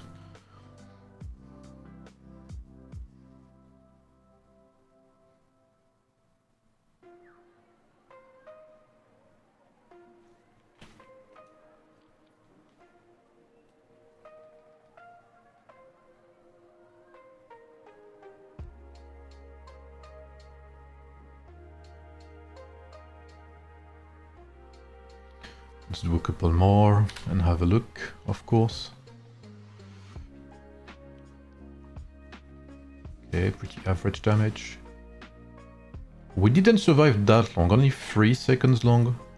Well, from 7 to 3 seconds longer, 4 seconds longer. We have as many... We do have as many activations, it looks like. Except from here. My Hannibal was sleeping. Oh, is it the right one?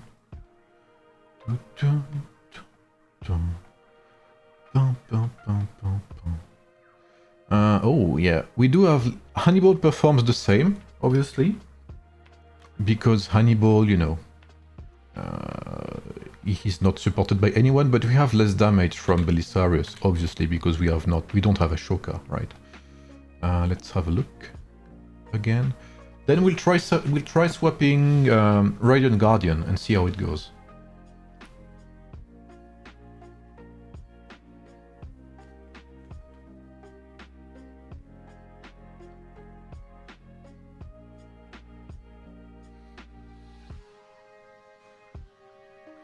Do you think low rewards for events is intentional?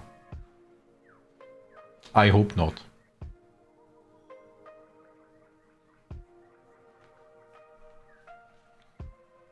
For now, yes, Bizo, but I think we might see a swap in meta in that regard. Okay, we do survive a bit longer overall. We do survive a bit longer, but we do obviously a bit less damage. Let's try to have some other things. Let's see if we bench Hannibal, for instance, and have a Shoka here. Let's try that. I think this might be okay.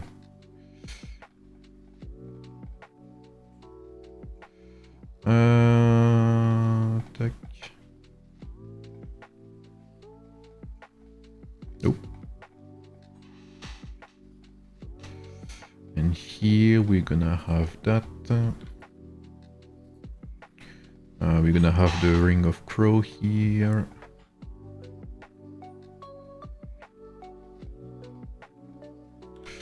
We're gonna have Radiant Guardian here.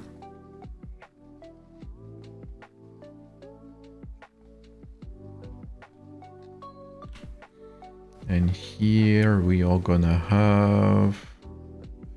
I don't want to take Tranquil Water because that would be very unfair. So I'll keep Ring of the Air again because I had it before. That's not the best ring, you know, obviously, but because I used it before, I'm gonna keep it. Hey Sneaky, what's up? Blah, blah, blah. What do you mean by the swap? I mean, most likely in Season 4. Did you see my stream this weekend, Bizo? Absolutely, Cave. Yep. If you saw my stream this weekend, you saw a very small percentage of what could happen in the future. I'll just say that.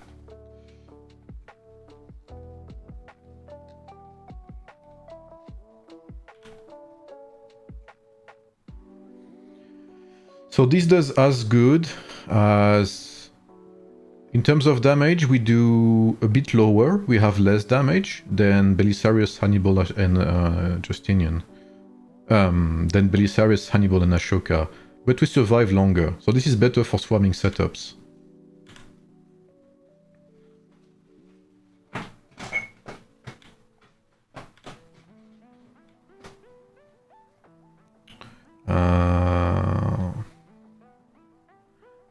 Okay, this is actually pretty decent. There's something I wanna try, man. I'm kind of I won't say convinced. I want to try Hannibal first, man.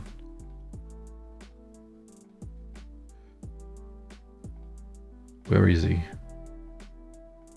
And Belisarius. I want to try that, man.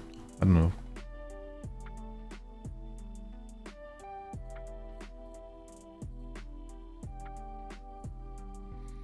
I was very sure about Tact Pike, but when I saw your stream doing KVK against Tower, it really got me thinking about Warrior Pike.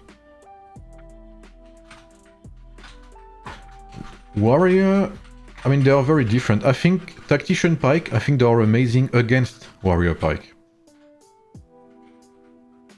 I think Tactician Pike are a bit more versatile, for sure.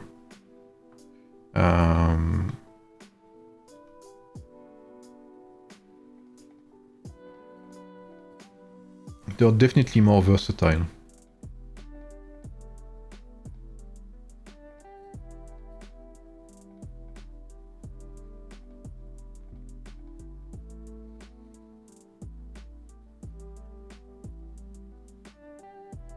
Yeah, I did that, Jacob. And at some point, well, I talked about that, you know, before. At some point, I had to...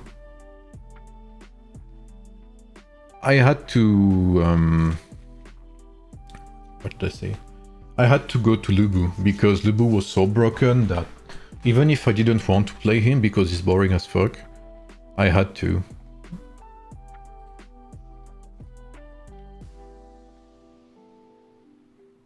Because he's so broken. That's the sad truth. I'm just season 4 open field superior. I mean, I don't know yet, but I have a feeling yes. I have a feeling yes. If you build a wall of Warrior Pike, I don't see any rallies going through. Can you try to marry in Marshall Pike? Regularly, peaceful haven activate. I could give it a go, yeah. But my Marshall Pike are very not upgraded yet. But I could give it a try. I started playing Milan plus Hannibal, had to switch to Lubu, even a 1-star Lubu is much stronger than a 3-star Hannibal, yeah. That's because Hannibal is not made to be a 1v1 hero. Hannibal is excellent in rallies, he's very good in open field if you have someone to protect him with.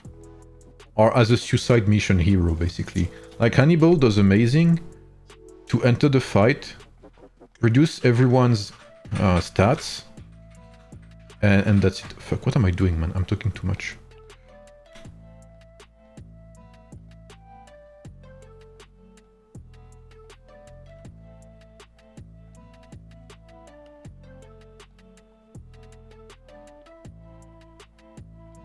There should be a button to transfer every piece of equipment from one hero to another, because this is painful.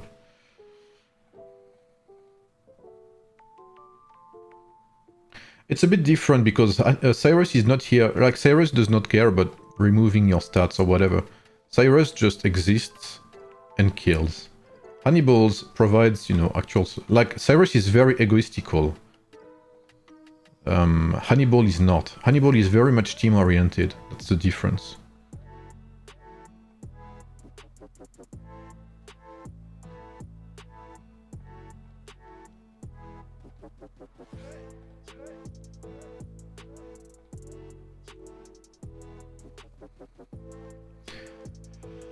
Can you try B and Crow plus double attack? Yeah, I will try double attack on my boy here. You can see here, I am actually much more tanky.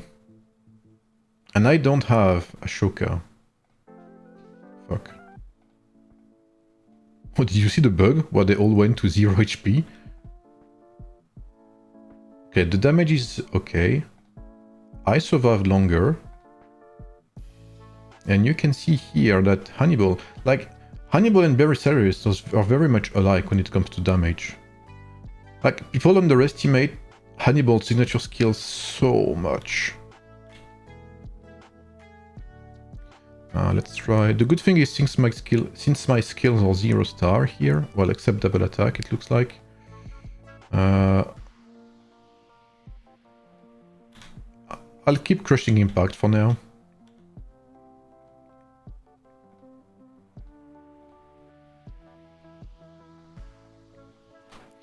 What skills are you running on Timur? I'm going full support, so critical insight and his new skill, I forgot the name.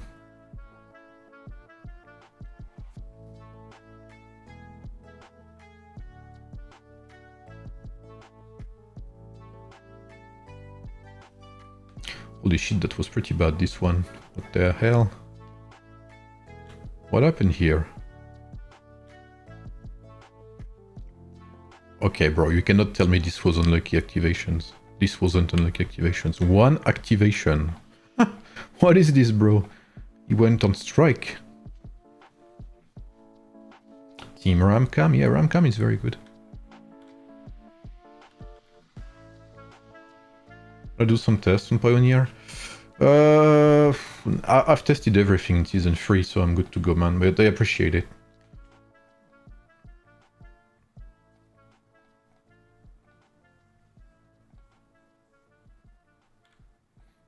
So this is very random. Ever since I took double attack for some reason. Why is that? And if I take that back?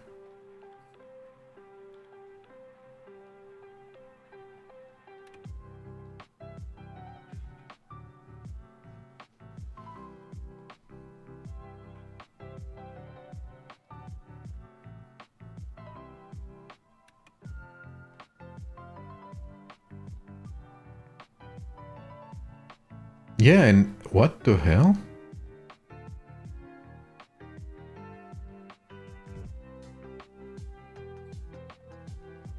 Wait, did my commander skill go off? I didn't see the animation. It did.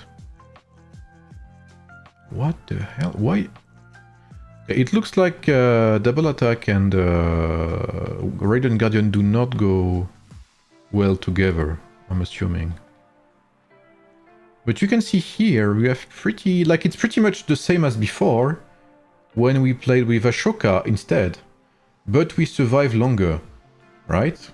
So if you run something like this with Ashoka, with Justinian, you are better in swarming setups. That's basically the conclusion you can raise when you survive longer but the same amount of damage.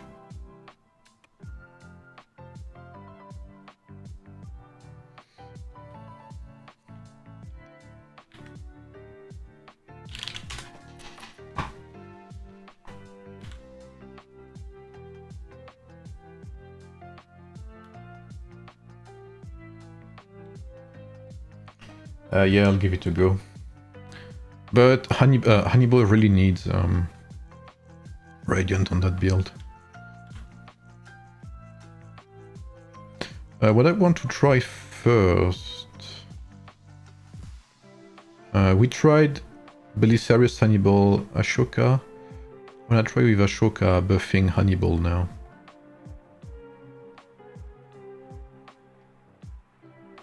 So full damage setup.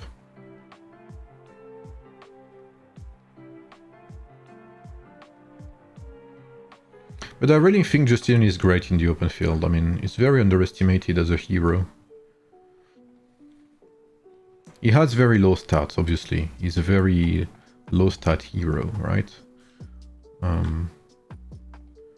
But he has pretty... Justinian is very well designed. Yeah, just cap. I mean, I can show Pike later. You prefer to use unit cap on hero gear or all of them? All of them I like, yeah. I mean, usually when I use one type, I like go all in with that one type of gem.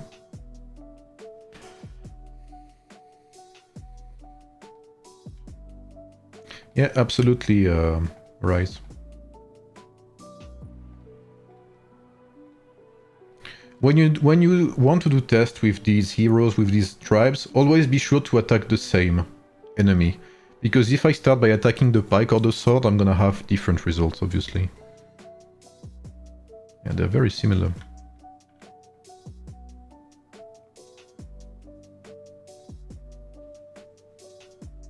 I'm very surprised by... That's something I've always mentioned as well, but... The damage from Hannibal's signature skill makes no sense to me.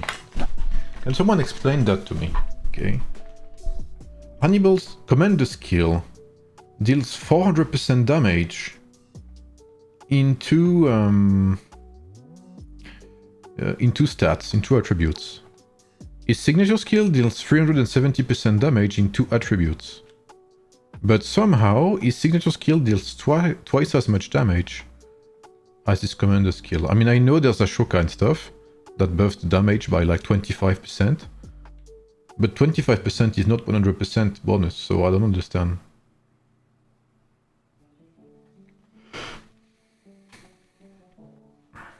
Someone wanted to try... This looks pretty average. Someone wanted to try... Fuck man, I'm stupid. Where is he? I think if you play Hannibal and Belisarius, Nightwolf could actually be okay. As a ring.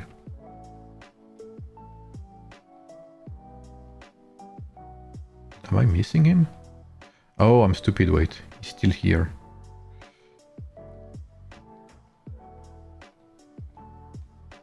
Here we go.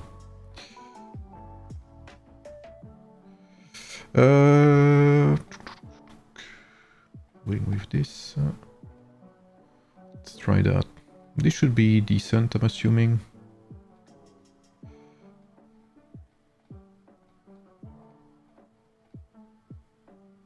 Yeah, Messenger of Destruction is okay even at low level.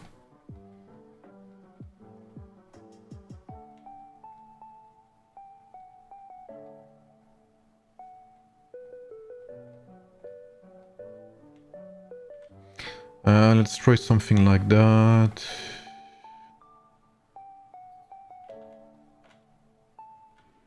I'm not... I mean, this should empower Hannibal nicely, but...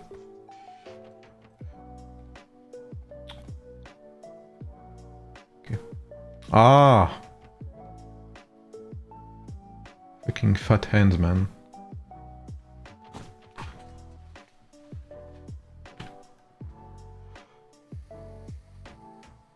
Yeah, but weak spot attack buff should also buff his commander skill. Holy shit, that's bad. I think this is only ever good if you're a Giga Kraken, but honestly, again, without Justinian in open field, you take some damage. You take some damage. Oh, that shit. Yep. Really bad.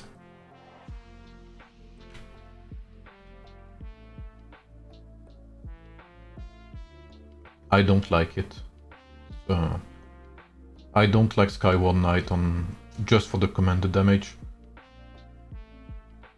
I think I know who said that, but the thing you have to realize is not everything revolves around damage.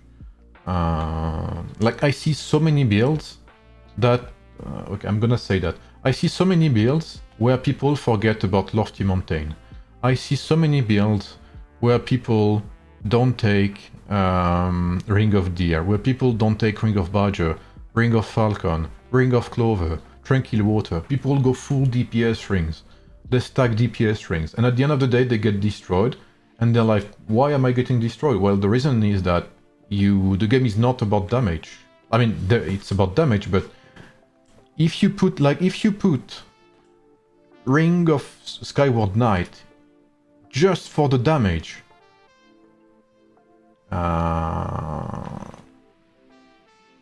you have better rings than that, to put it simply.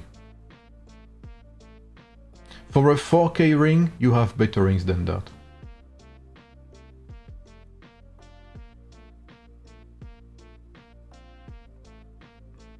I think Skyward Knight also is kind of expensive, meaning that not only does it cost 4K, but how do I say that? It also scales well. Like the very early levels are kind of bad, but it scales very well. I'm gonna go back to my tactician pack. Like, the very early levels are not that good, but once you get to level 20 with Skyward, it actually becomes very good. Yeah, I tried Ashoka before Attila, Red Noise. I just did one small test with Attila because someone asked me to do it. Okay, let's go back to some real... Like, I think Tactician Cav is good. Again, I need to do more tests. Like, this is... What you saw, guys, don't take it as, you know, a final thing or whatever. Like, this is very short testing. This is not representative in any way. I've always said it, 1 or 2 battle reports don't mean anything. The only thing I can say about what I just did is that indeed, Justinian helps in open field, and he helps with getting your fights longer, so he helps in swarming setups in open field. But other than that, you know, it's very hard to say. We saw that Hannibal had the potential to do as much damage as Belisarius as well. But this is not really anything new.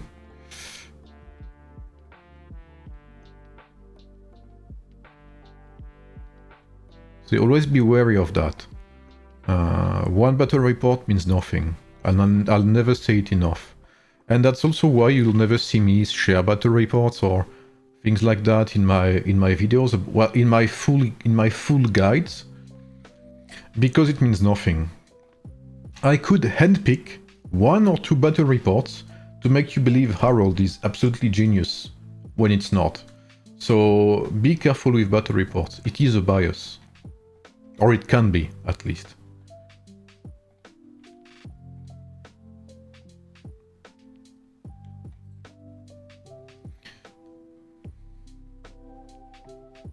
Lofty is good. Yeah, Lofty is amazing. And too many people don't take it.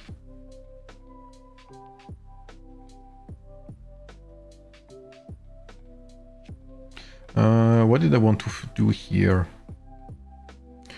Hello, I'm free to play. I will show you gems here afterwards, Unseen. I'm free to play. I use Musashi Swordsman. What is the second formation you recommend? For free to play, Lubu is one of the best armies you can have. OE. I don't know how you say your name, but Lubu with Guan Yu and Attila is gonna be your best friend. One season 4 warrior. My guy dropping sig.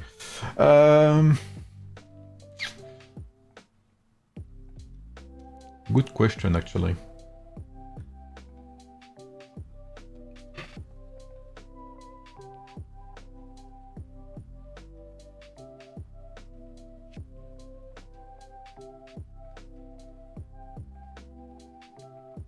I assume Tranquil Water will be bad on Tactician Pack if intended purely for rallies. Yes. That's why I had Ring of Falcon on my Elizabeth. Even if you don't heal with Ring of Falcon, that's something you have to be careful of as well. Ring of Falcon does not heal you with Elizabeth because of Elizabeth's passive. Elizabeth prevents healing. So be very careful with that. What am I doing here? Do I not have any oil attributes left?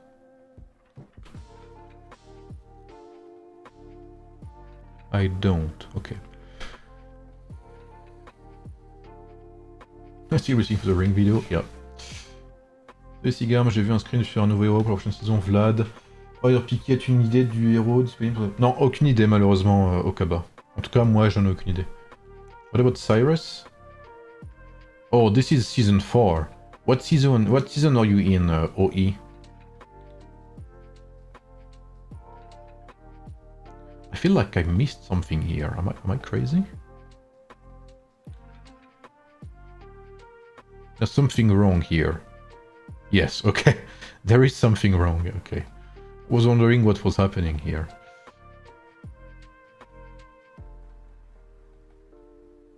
Okay, good. Good.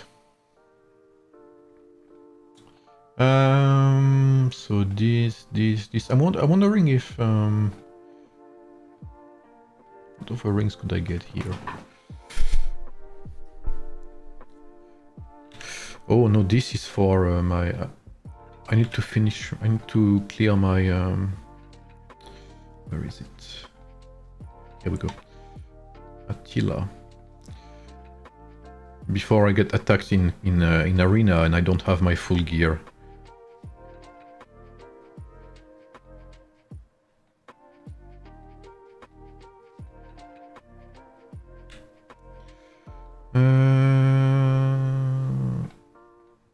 Okay, this does not change most likely, so just this I need to change.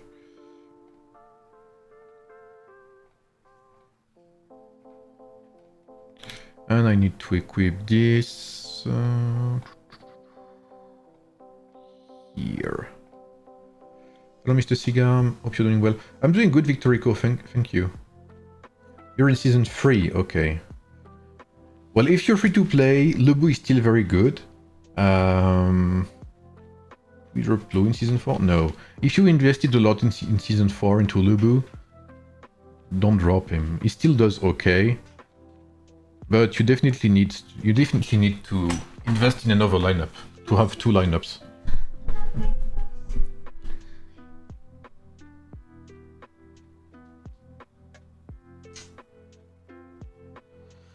I think season 4 will start on 119 in June. Maybe end of June, yeah. I would see something like that.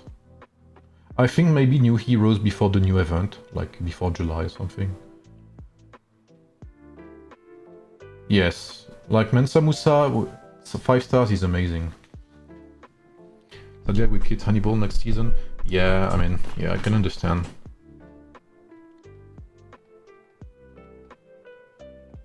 I want to do some tests with and without Radiant Guardian here because they have double attack. I'm not sure I'm not sure Radiant Guardian is... I'm not sure Radiant is mandatory.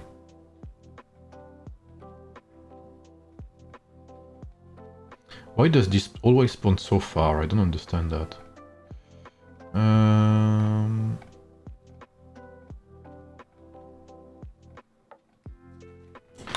You tried Timur Commander? Yeah, it's horrible.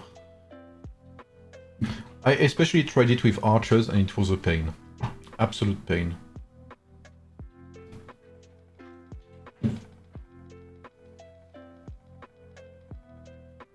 Yeah, you agree, Dante. It's absolutely horrendous.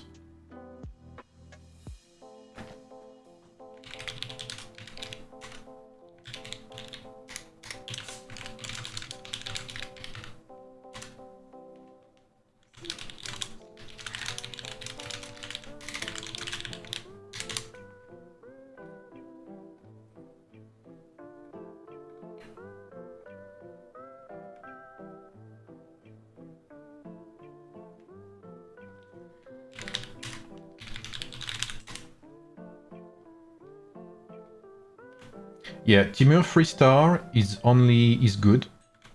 And as you can see, Timur...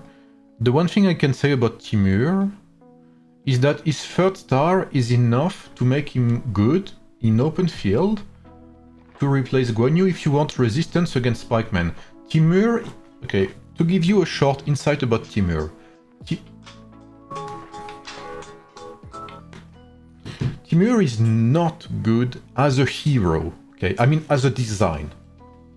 The way he's designed is not good. However, okay, so you don't make me say what I didn't say. Timur, while he's not great as a hero, is good with Lubu because he fits the meta. Meaning that there will be many pikemen in Season 4, and Timur is here to help resisting this pikeman a bit more. Now, he's only good at... I mean, he's good at 3 stars, no need to go 5. His 5th star only reduces the decay on his signature skill. So this is only ever worth in rallies, for instance. This is irrelevant in open field. I'm confused what to choose, Lubu or Cyrus?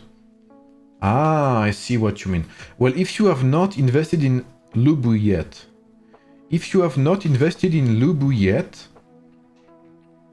in Season 3, I think it's too late.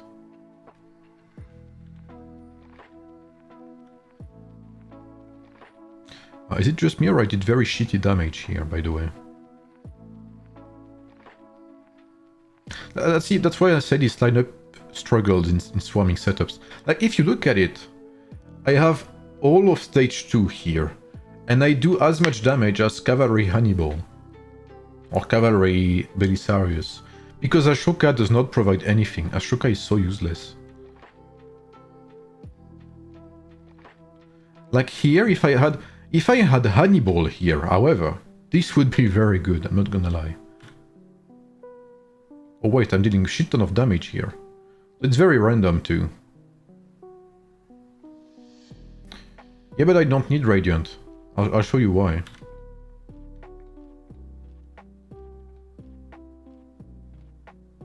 Not this one. I'll show you why I don't need Radiant.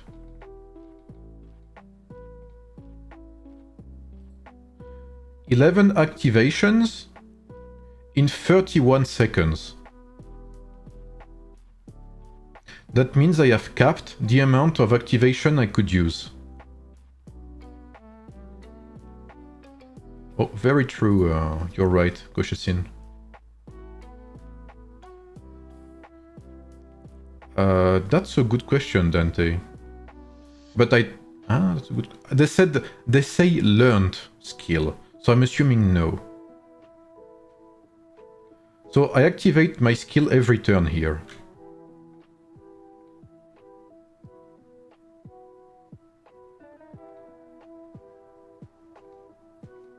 As you can see here, it's the same. 12 activations on a 39-second fight. It's amazing. It's like 90% activations.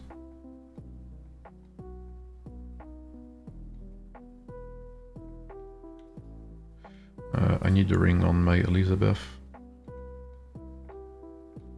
I hope you don't mind the small test. You know, again, this is just me, you know, helping me understand what works or what could not work. It's interesting, but it's not... Again, you know, don't be fooled, I should say.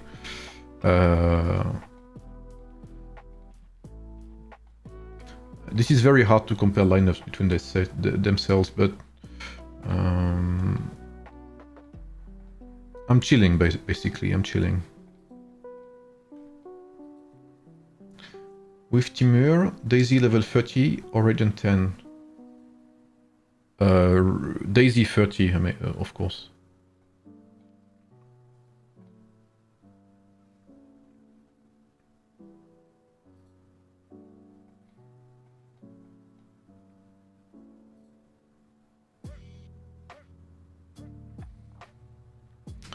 I'm even wondering... What do we have as Spikeman? Wanna try something? You guys wanna try something?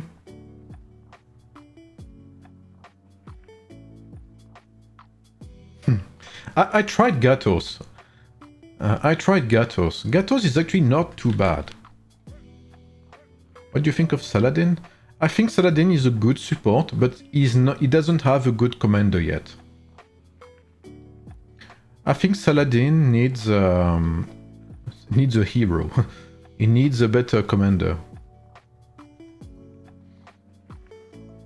I know Octavian... Fuck this ring, I need to use that ring. That's what I'm missing, actually. So Tomaris sadly does not work.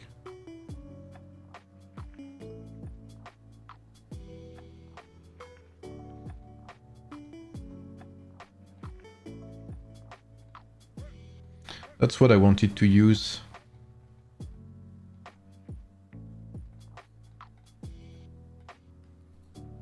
Wait for the Vlad. Yeah, Vlad could do something, yeah. Will it be the same rings for Lubu, Timur, Attila? Yeah, absolutely, yeah. What Pikeman lineup do you think is the best in your current season? If you are higher spender... Like, again, this depends. This can be played at low stars. 3 stars, 3 stars, 1 star. You would do okay-ish. Obviously it's not the best, and you still have to go for MGE, but it would work okay-ish if you know what you're doing. This lineup is amazing. I think it's what I told Dante in his comment. I'm not sure. I think it was about that. This lineup does good, But Cyrus has a tremendous power spike at 5 stars, and so does Mensa Musa. And so does Barbarossa. Like, the only warrior pike hero that doesn't really benefit from his 5th star is Boudica. For Season 4, would you recommend Lou plus Cyrus, or Cyrus plus Ramses? Well, Cyrus plus Ramses is open field only, and Ramses is very expensive to upgrade, and so is Cyrus. Lubu is way more budget friendly.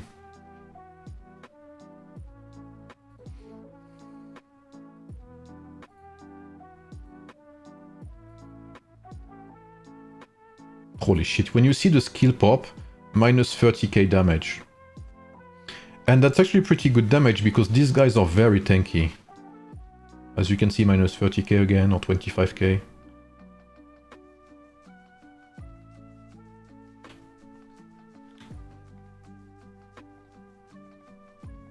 This is very okay damage.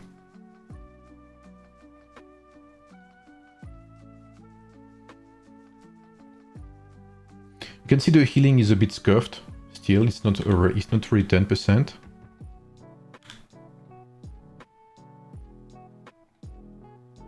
If you're playing Mulan plus Belisarius, who goes Radiant? Mulan.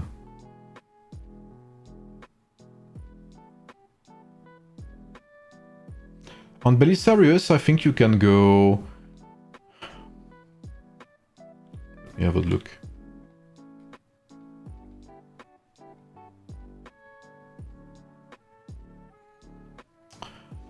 Ah yes, shitty might. Ring of Serpent would not have been too bad. But you could say, yeah, Tranquil or whatever. Go Tranquil. Yeah, Tranquil is good. I'm only playing, to give you an explanation, Jido. I'm playing these rings because I play him in rallies.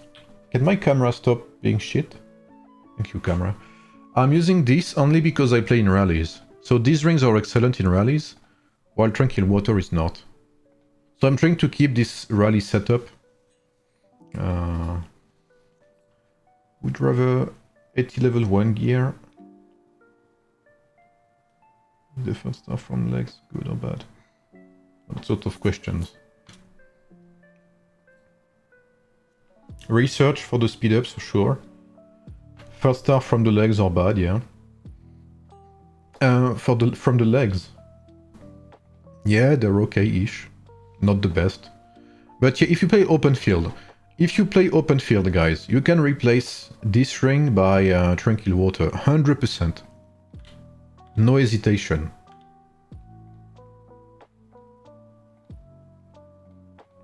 Oh yes, I want to try something afterwards. I will show you guys. It's gonna be funny.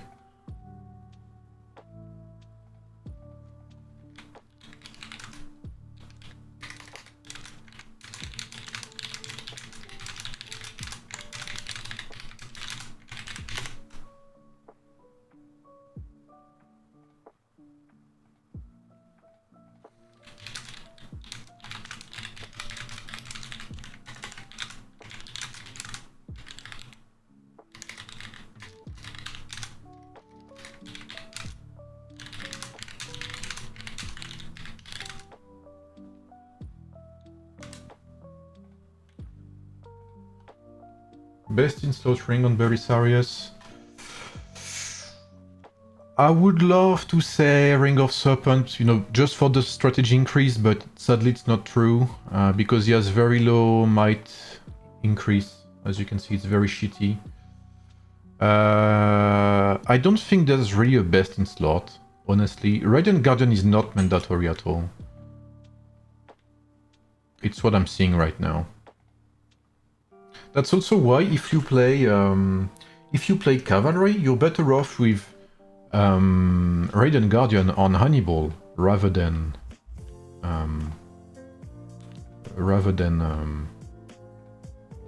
Belisarius. Okay, guys, don't look, guys. So at some point this was doable. At one point this was doable in early on when Elizabeth was bugged.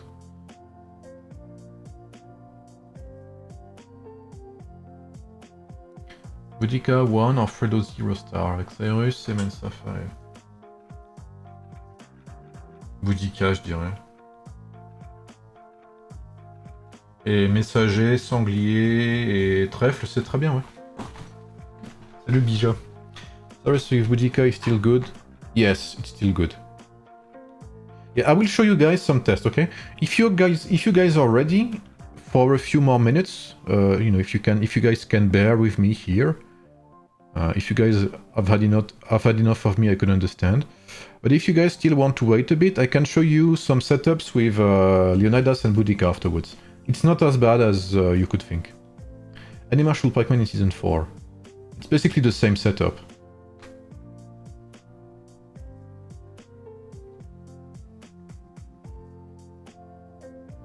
Only 3 more hours would ask too much. We'll see. For every 10,000 euros, we will add 1 hour of stream. How does that sound?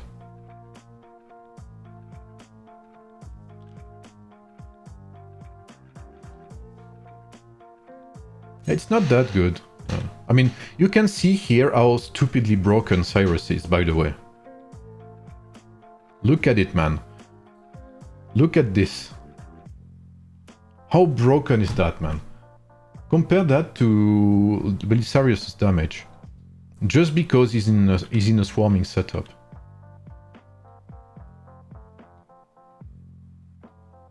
So yeah, it's funny, you know, but let's be real here. Let's give way to the king, okay? Let's have a look. Let's enter the hostilities, okay? And let's have some of that. All right, this is the real deal here. And after that, we'll... What the hell? Oh, you have a cooldown. Amazing. Non, c'est toujours pas, malheureusement, Bija. On saura peut-être dimanche.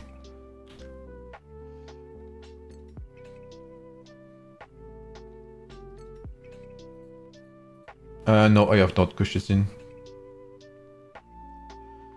Yeah, absolutely right. So this we just stay back and enjoy, you know.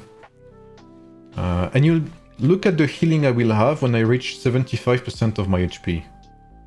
Or maybe I've passed that already, I'm not sure. Oh, okay. I think it went up just a slight amount. Like, look at how much I'm healing with double metal. Cyrus, Mensa, Musa, Theodora? Theodora? I'm not too sure. Because Theodora is not pikeman, so you would lose a lot of attributes. But Ram actually works. I'll show you Ram, okay? Ram Cam. If you don't want to use Barbarossa, but you have Ram 5 stars, it also works. And again, I'm not rolling. I've done some tests.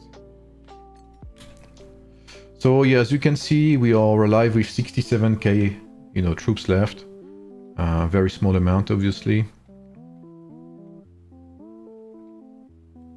Ouais, double métal, ouais, absolument. Let's use some RAM.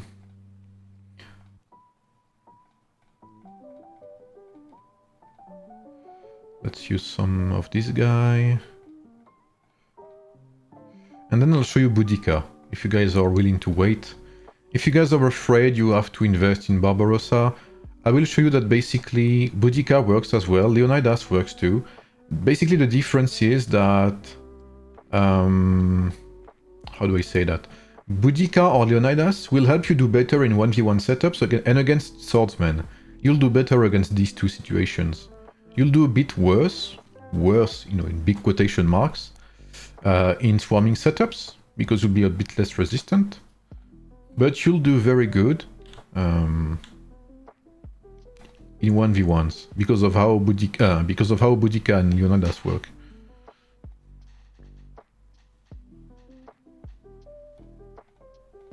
So RAM actually works. So again, 0 star here. So very, very small test. Supply bounty. What's up, Anassine? Comment vas-tu? Anassine, I'm gonna start speaking French to you, okay? The reason being that whenever, you know, if I sometimes scream, you know, in voice chat, when we do MEE, I might, you know, become enraged and speak French, you know, like a madman. So you need to be able to understand. How are you, man? Isn't it very early for you, Anassine? Isn't it like 6 or 7 a.m.?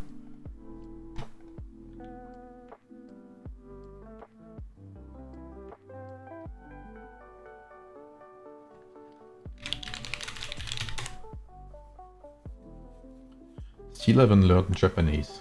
Holy. I might all go. What's up, Mr. Bonaparte? Oh! Oh, what's your name again? Wait. I forgot your in-game name. Fuck me. Wait, you stopped playing? I thought you were still playing with us.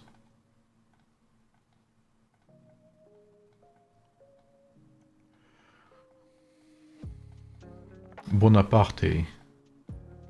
Where are you? 6 a.m.? Okay, yeah, that's what I thought. I'm sorry, I have a memory issue. Bonaparte.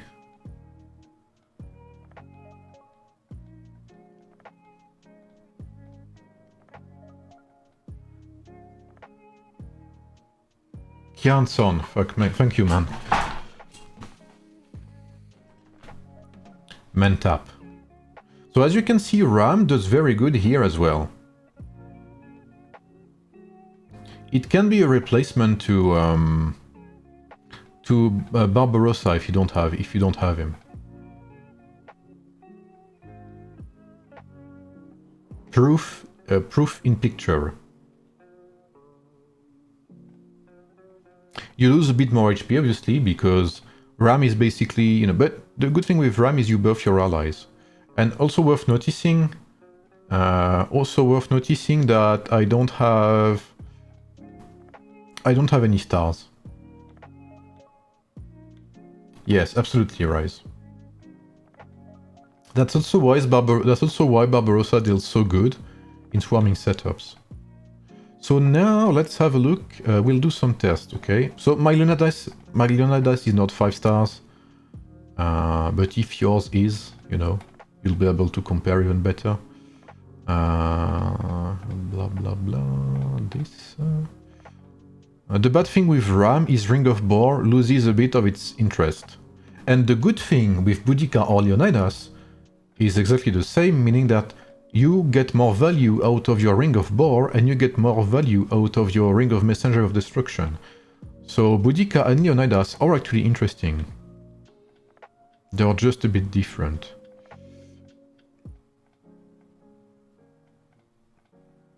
Again, you know, like I like to say, there's no best build, there's only good builds. There are builds better in certain situations, and others not so much. So here I play Fearless Retribution and Kingsblade. We'll have a test with both Cyrus first and Leonidas first, okay? A couple tests, obviously, not one.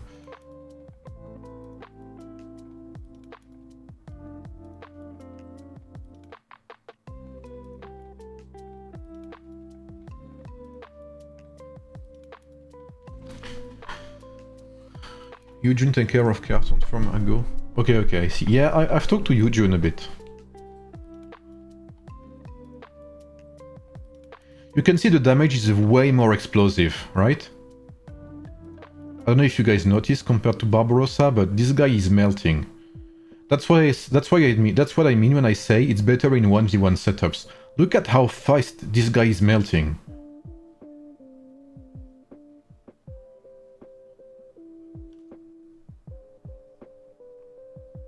That's the difference with Barbarossa. Barbarossa, it's way more chilled, it's way more relaxed, laid back. Leonidas is... Please say to Jacob, Babi. Okay.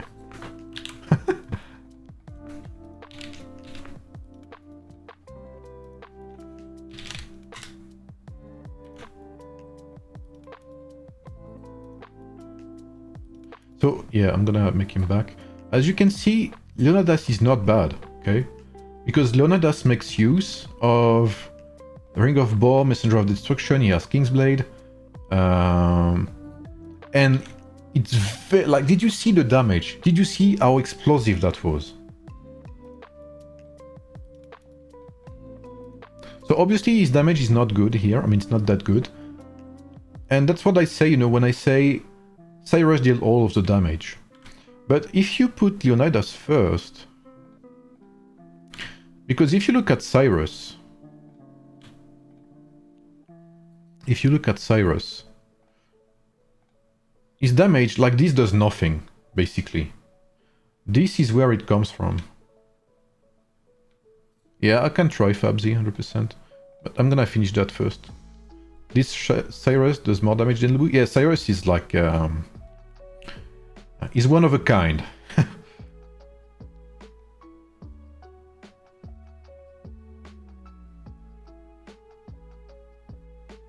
Can you rank Barbarossa stars? Barbarossa stars are pretty mediocre until his 5th star.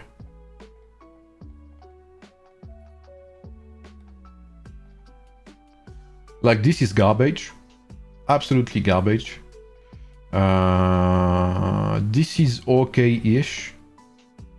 This is not too bad. And this is really good.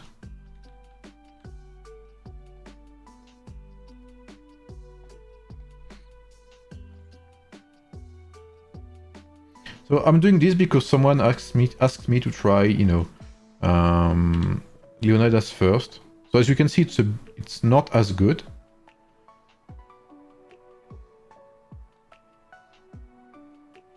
It's still okay-ish.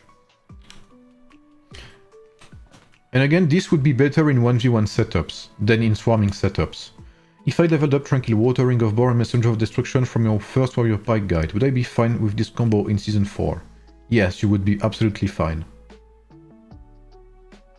Lofty Mountain is good, but it's just one ring among others.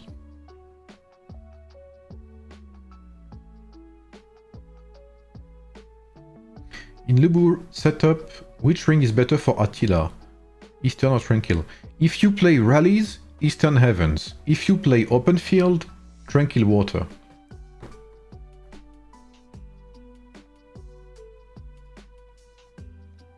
Why do you have Lagertha and Ramses March? Because the synergy is decent. Okay, as you can see here, it's pretty much the same. You know, we can have the same results at least. But again, as you can see, the difference does not come from Leonidas. The difference comes from Cyrus. Again, because we are in a swarming setup, that's very important to say. Okay, keep that in mind. I know I'm repeating myself, you know, sounding like an old guy, but I want you guys to understand the difference.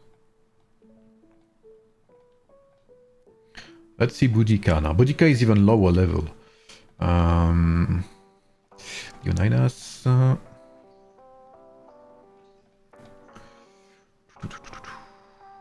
Him.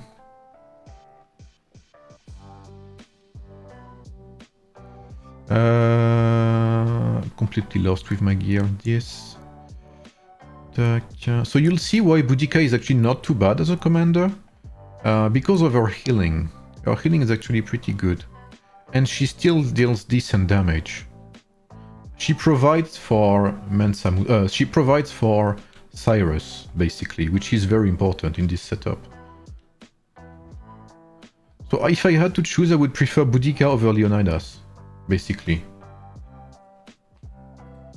Are there any hope for your sword in Season 4? I mean, you'll need some swordsmen at some point to counter swordsmen. What's this? Do you guys see that? What's happening here? Can someone screenshot this icon? missed it. What is this?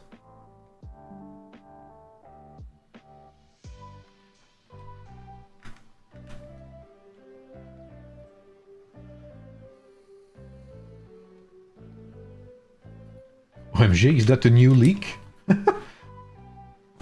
What is this?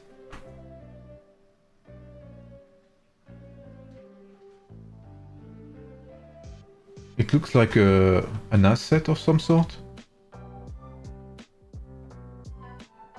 Like, you know, if you play Minecraft and you do your skins, you know, there's always like a box with all of the assets and stuff, like the skin. I don't know how you call that in English, but...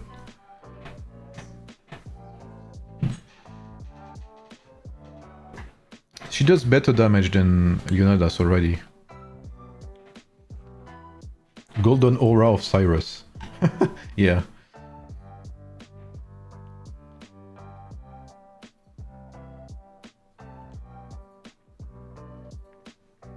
But yeah, like it's night and day still with Barbarossa. Again in swarming setups.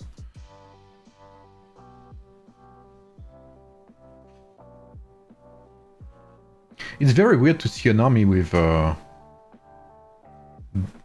like damage so, you know, so consistent. Milan gems, attack, like all unit attack, secondary strike damage, and might.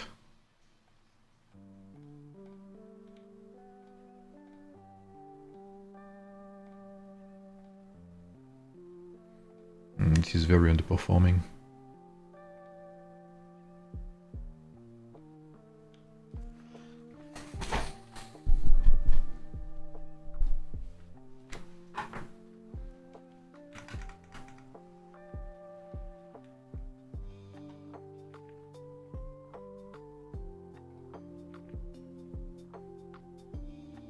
What about for Bellevue?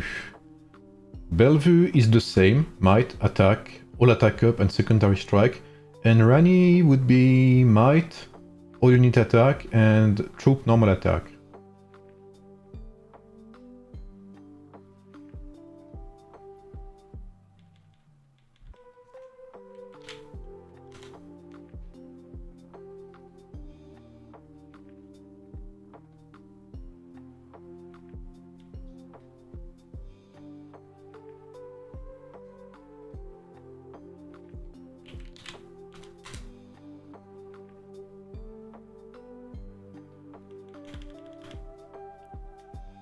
This one was not too bad actually.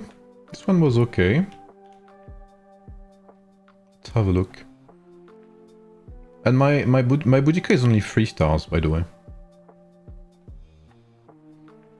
For Ramses, is Crown Ring good? Or better stay with Serpent? Crown Ring. Crown Ring. Which one would that be?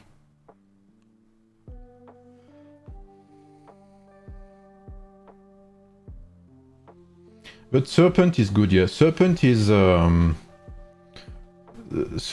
very low cost for good results. Crow, okay. Serpent is better, yeah.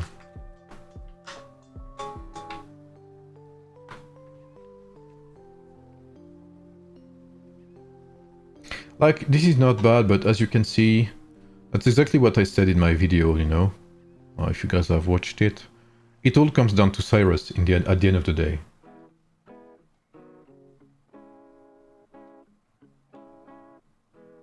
Holy shit. You know what, Sneaky? Hey, I'll give it a try.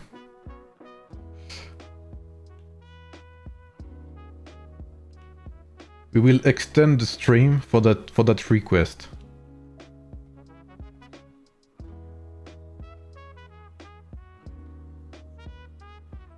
This is maybe the one and only times you'll see me play Harold. Cyrus plus Harold. Yeah, I mean...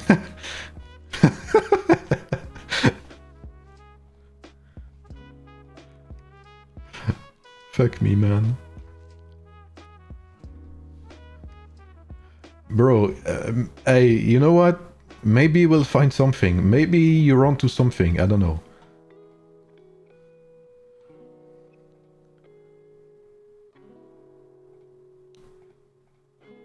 Did I do everything right?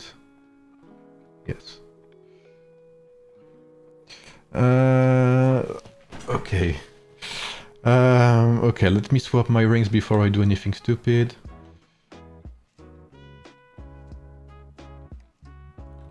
Okay. What are you making me do, man?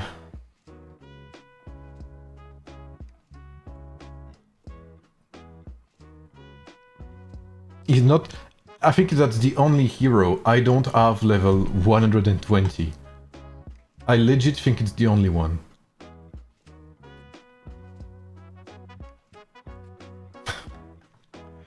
I can't, man.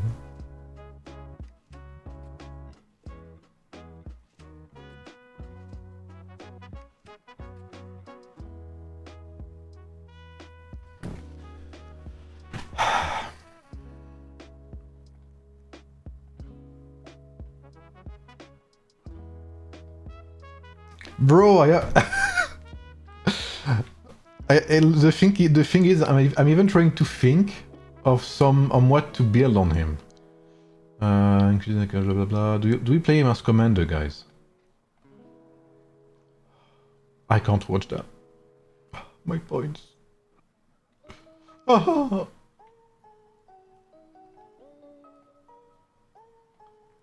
Dalag use him? Dalag uses him because at 5 stars, he is equal to Guan Yu. With, what's he called? With, Lebu.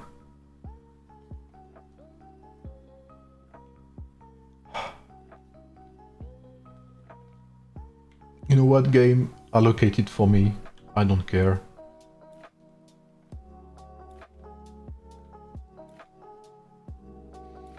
Okay, what can we try?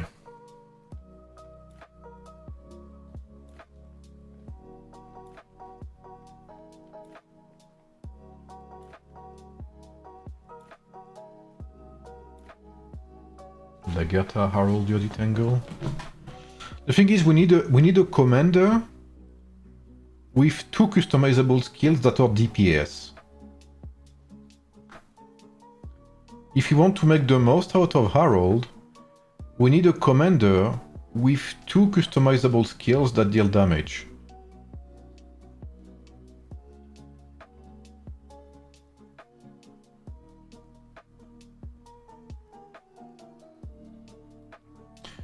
You did only really as Battle War. Holy shit, what did I just read? I will act as if I didn't read that, King Dante. I legit heard like a fart in my head reading that. You're trolling me, bro. I mean, I can see the logic, okay? But that would hurt me to try that. Mia?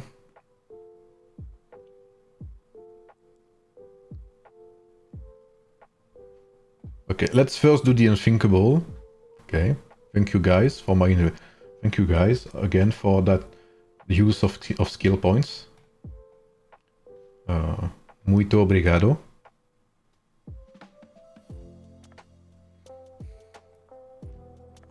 I have to convince myself this is worth it.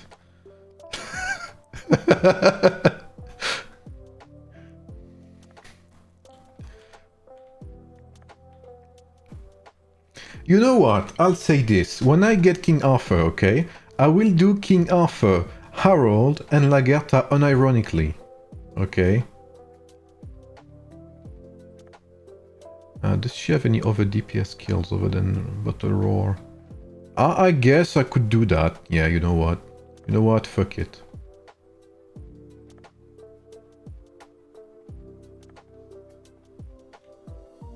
Oh, this is so bad. I feel guilty just watching that.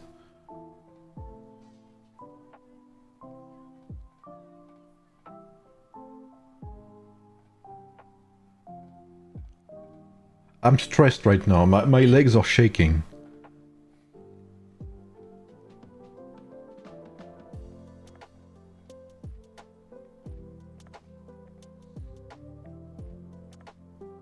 Okay, you'll stay with active gems, that's okay. What do we have? So we'll use that, obviously. You know what? Maybe Ring of Deer is not so bad here. Everyone ready for migration? I am. Migrate to that wonderful Harold here.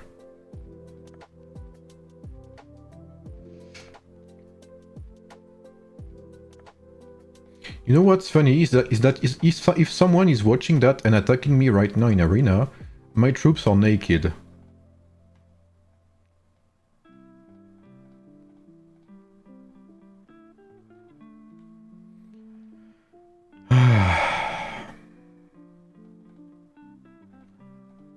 Might as well use that. I'm sorry, Harold.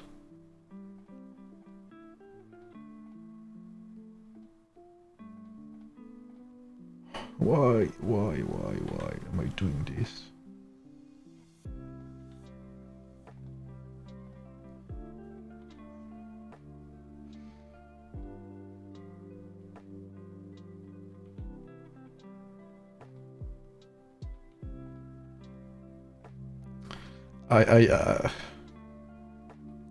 I feel soiled. Like I lost something.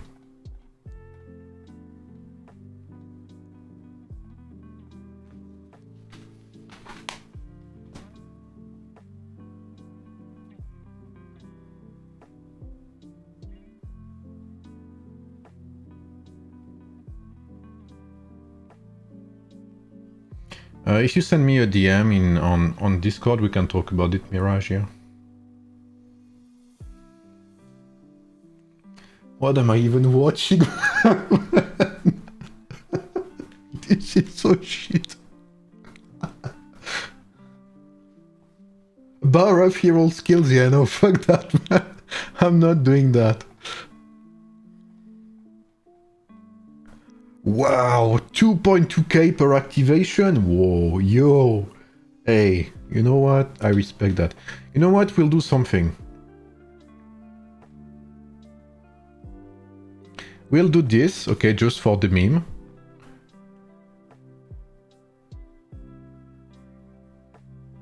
But wait, this guy has very shit might, right?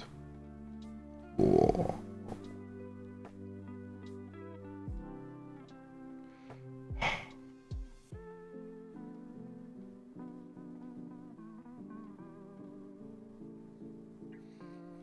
I guess we'll try that. You know what? I guess we are onto something.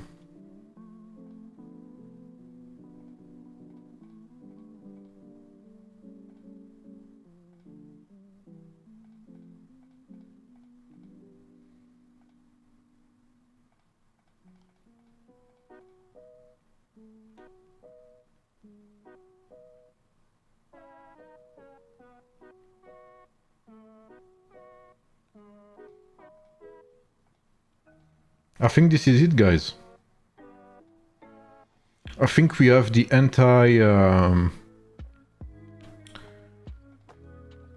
whatever. I think we have the anti-Mensa Musa build here.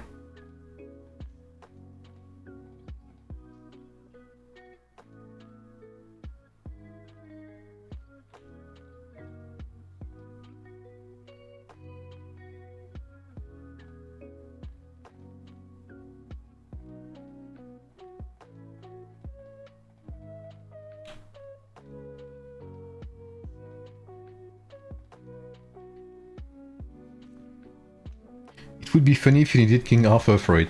I don't know if it would be funny or disorienting. I'm not too sure. Okay, let's see. That's the blondie, the blonde team.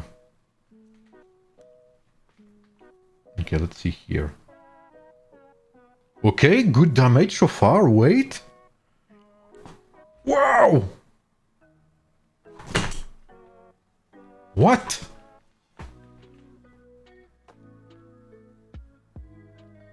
Maybe we can even add. Oh, but my ring of tulip is shit. Wait.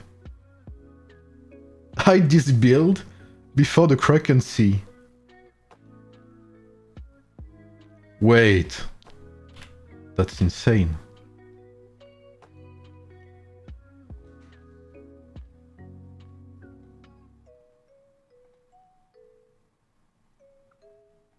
He passed the 20k bar.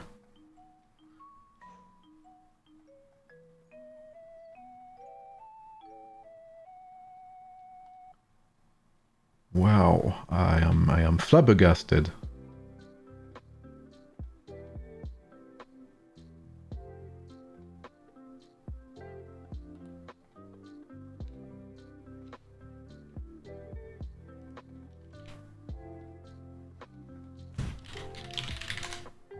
Should I max him with universals? Yeah, clearly.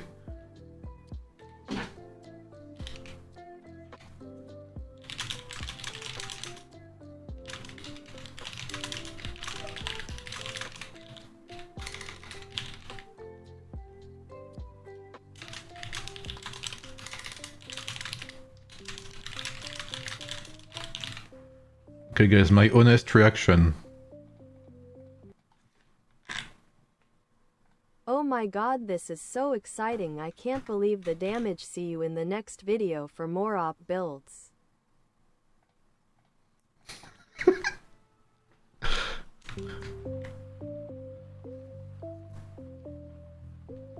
You just need to use his portrait.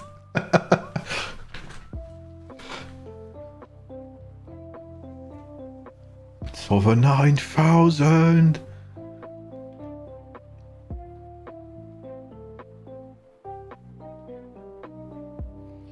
Yeah, I could see it, Sneaky. You know what? I'll grant you that. I could see it. You basically need a commander that has 2 customizable skills that deal damage, and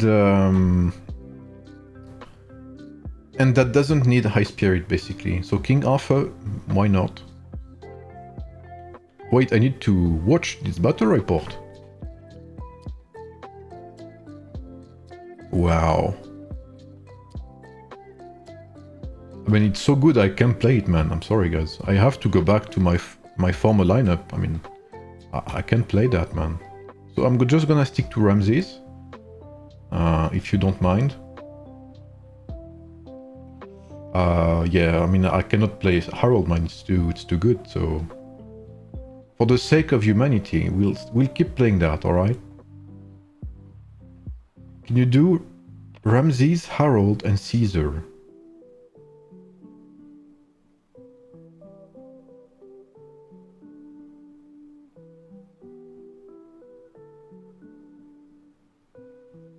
No.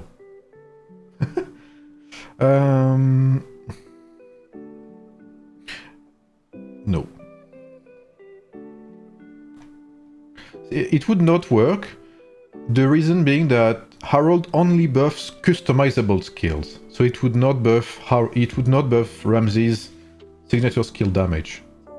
I see what you wanted to do here, but sadly the game does not allow it. Honestly, Harold would not be so bad if his signature skill would buff signature skills as well as customizable skills, but for some reason he only buffs signature skills. I don't know why, but it only buffs customizable skills, sorry. But I'm assuming that's what you had in mind, Glistener.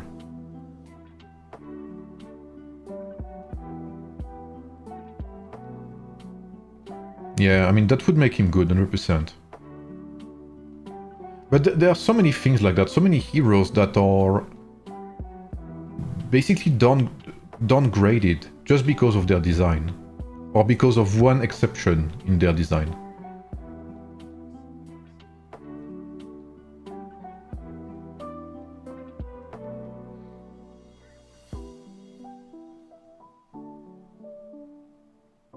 Yeah, absolutely, Rise. Like, if High Spirit wasn't such a highly needed skill, these active heroes would actually do better. But because their skills are so shit, I mean, I'm sorry to say, they rely on so many support skills that they have to use on themselves. Whereas Lubu, he can't go full DPS skills because he has support that do the job. This. Okay, I feel better now. And this. Just seeing this, okay.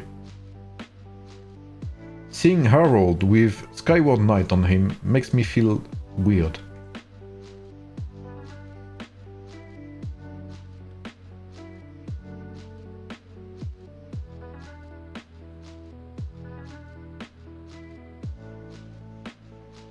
Yeah, and then you have Cyrus, okay?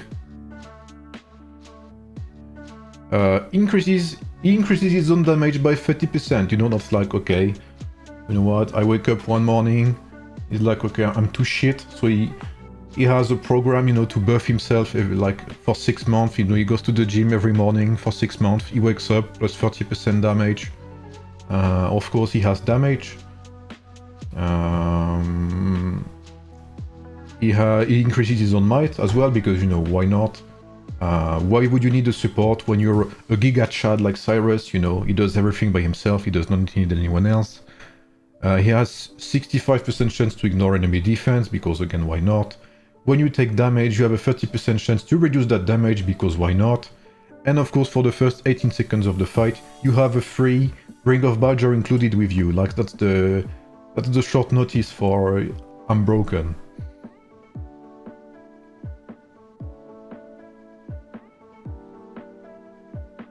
Like, what else would they have here? What else could you possibly do here?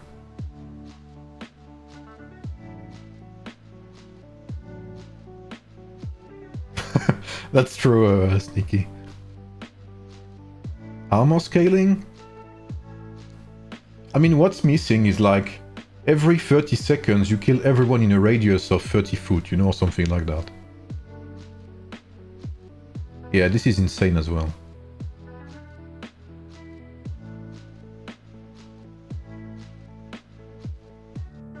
Like, this guy is legit a one-man army.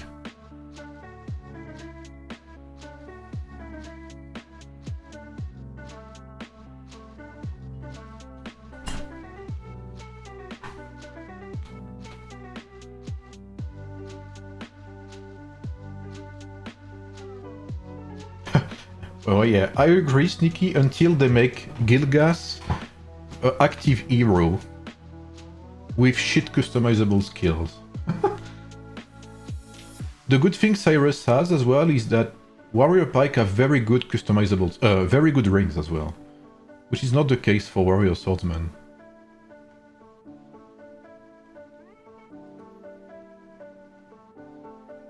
They make him marshal infantry in the tavern, yeah.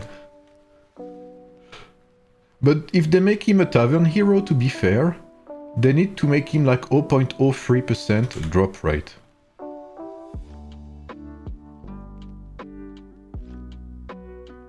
Yeah, like 0.05% drop rate. What is this, man?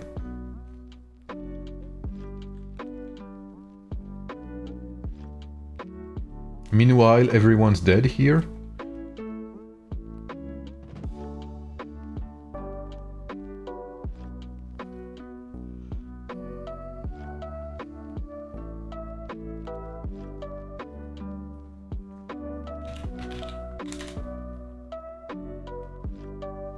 Are you still here, Nassim, by the way?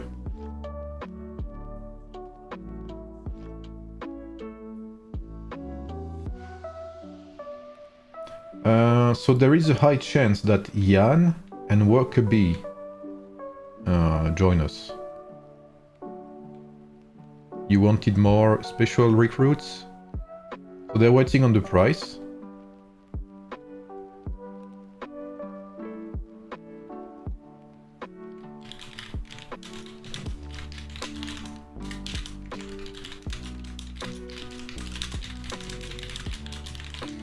But they would be interested. Alright, I think we've had a lot today. We've done a lot today.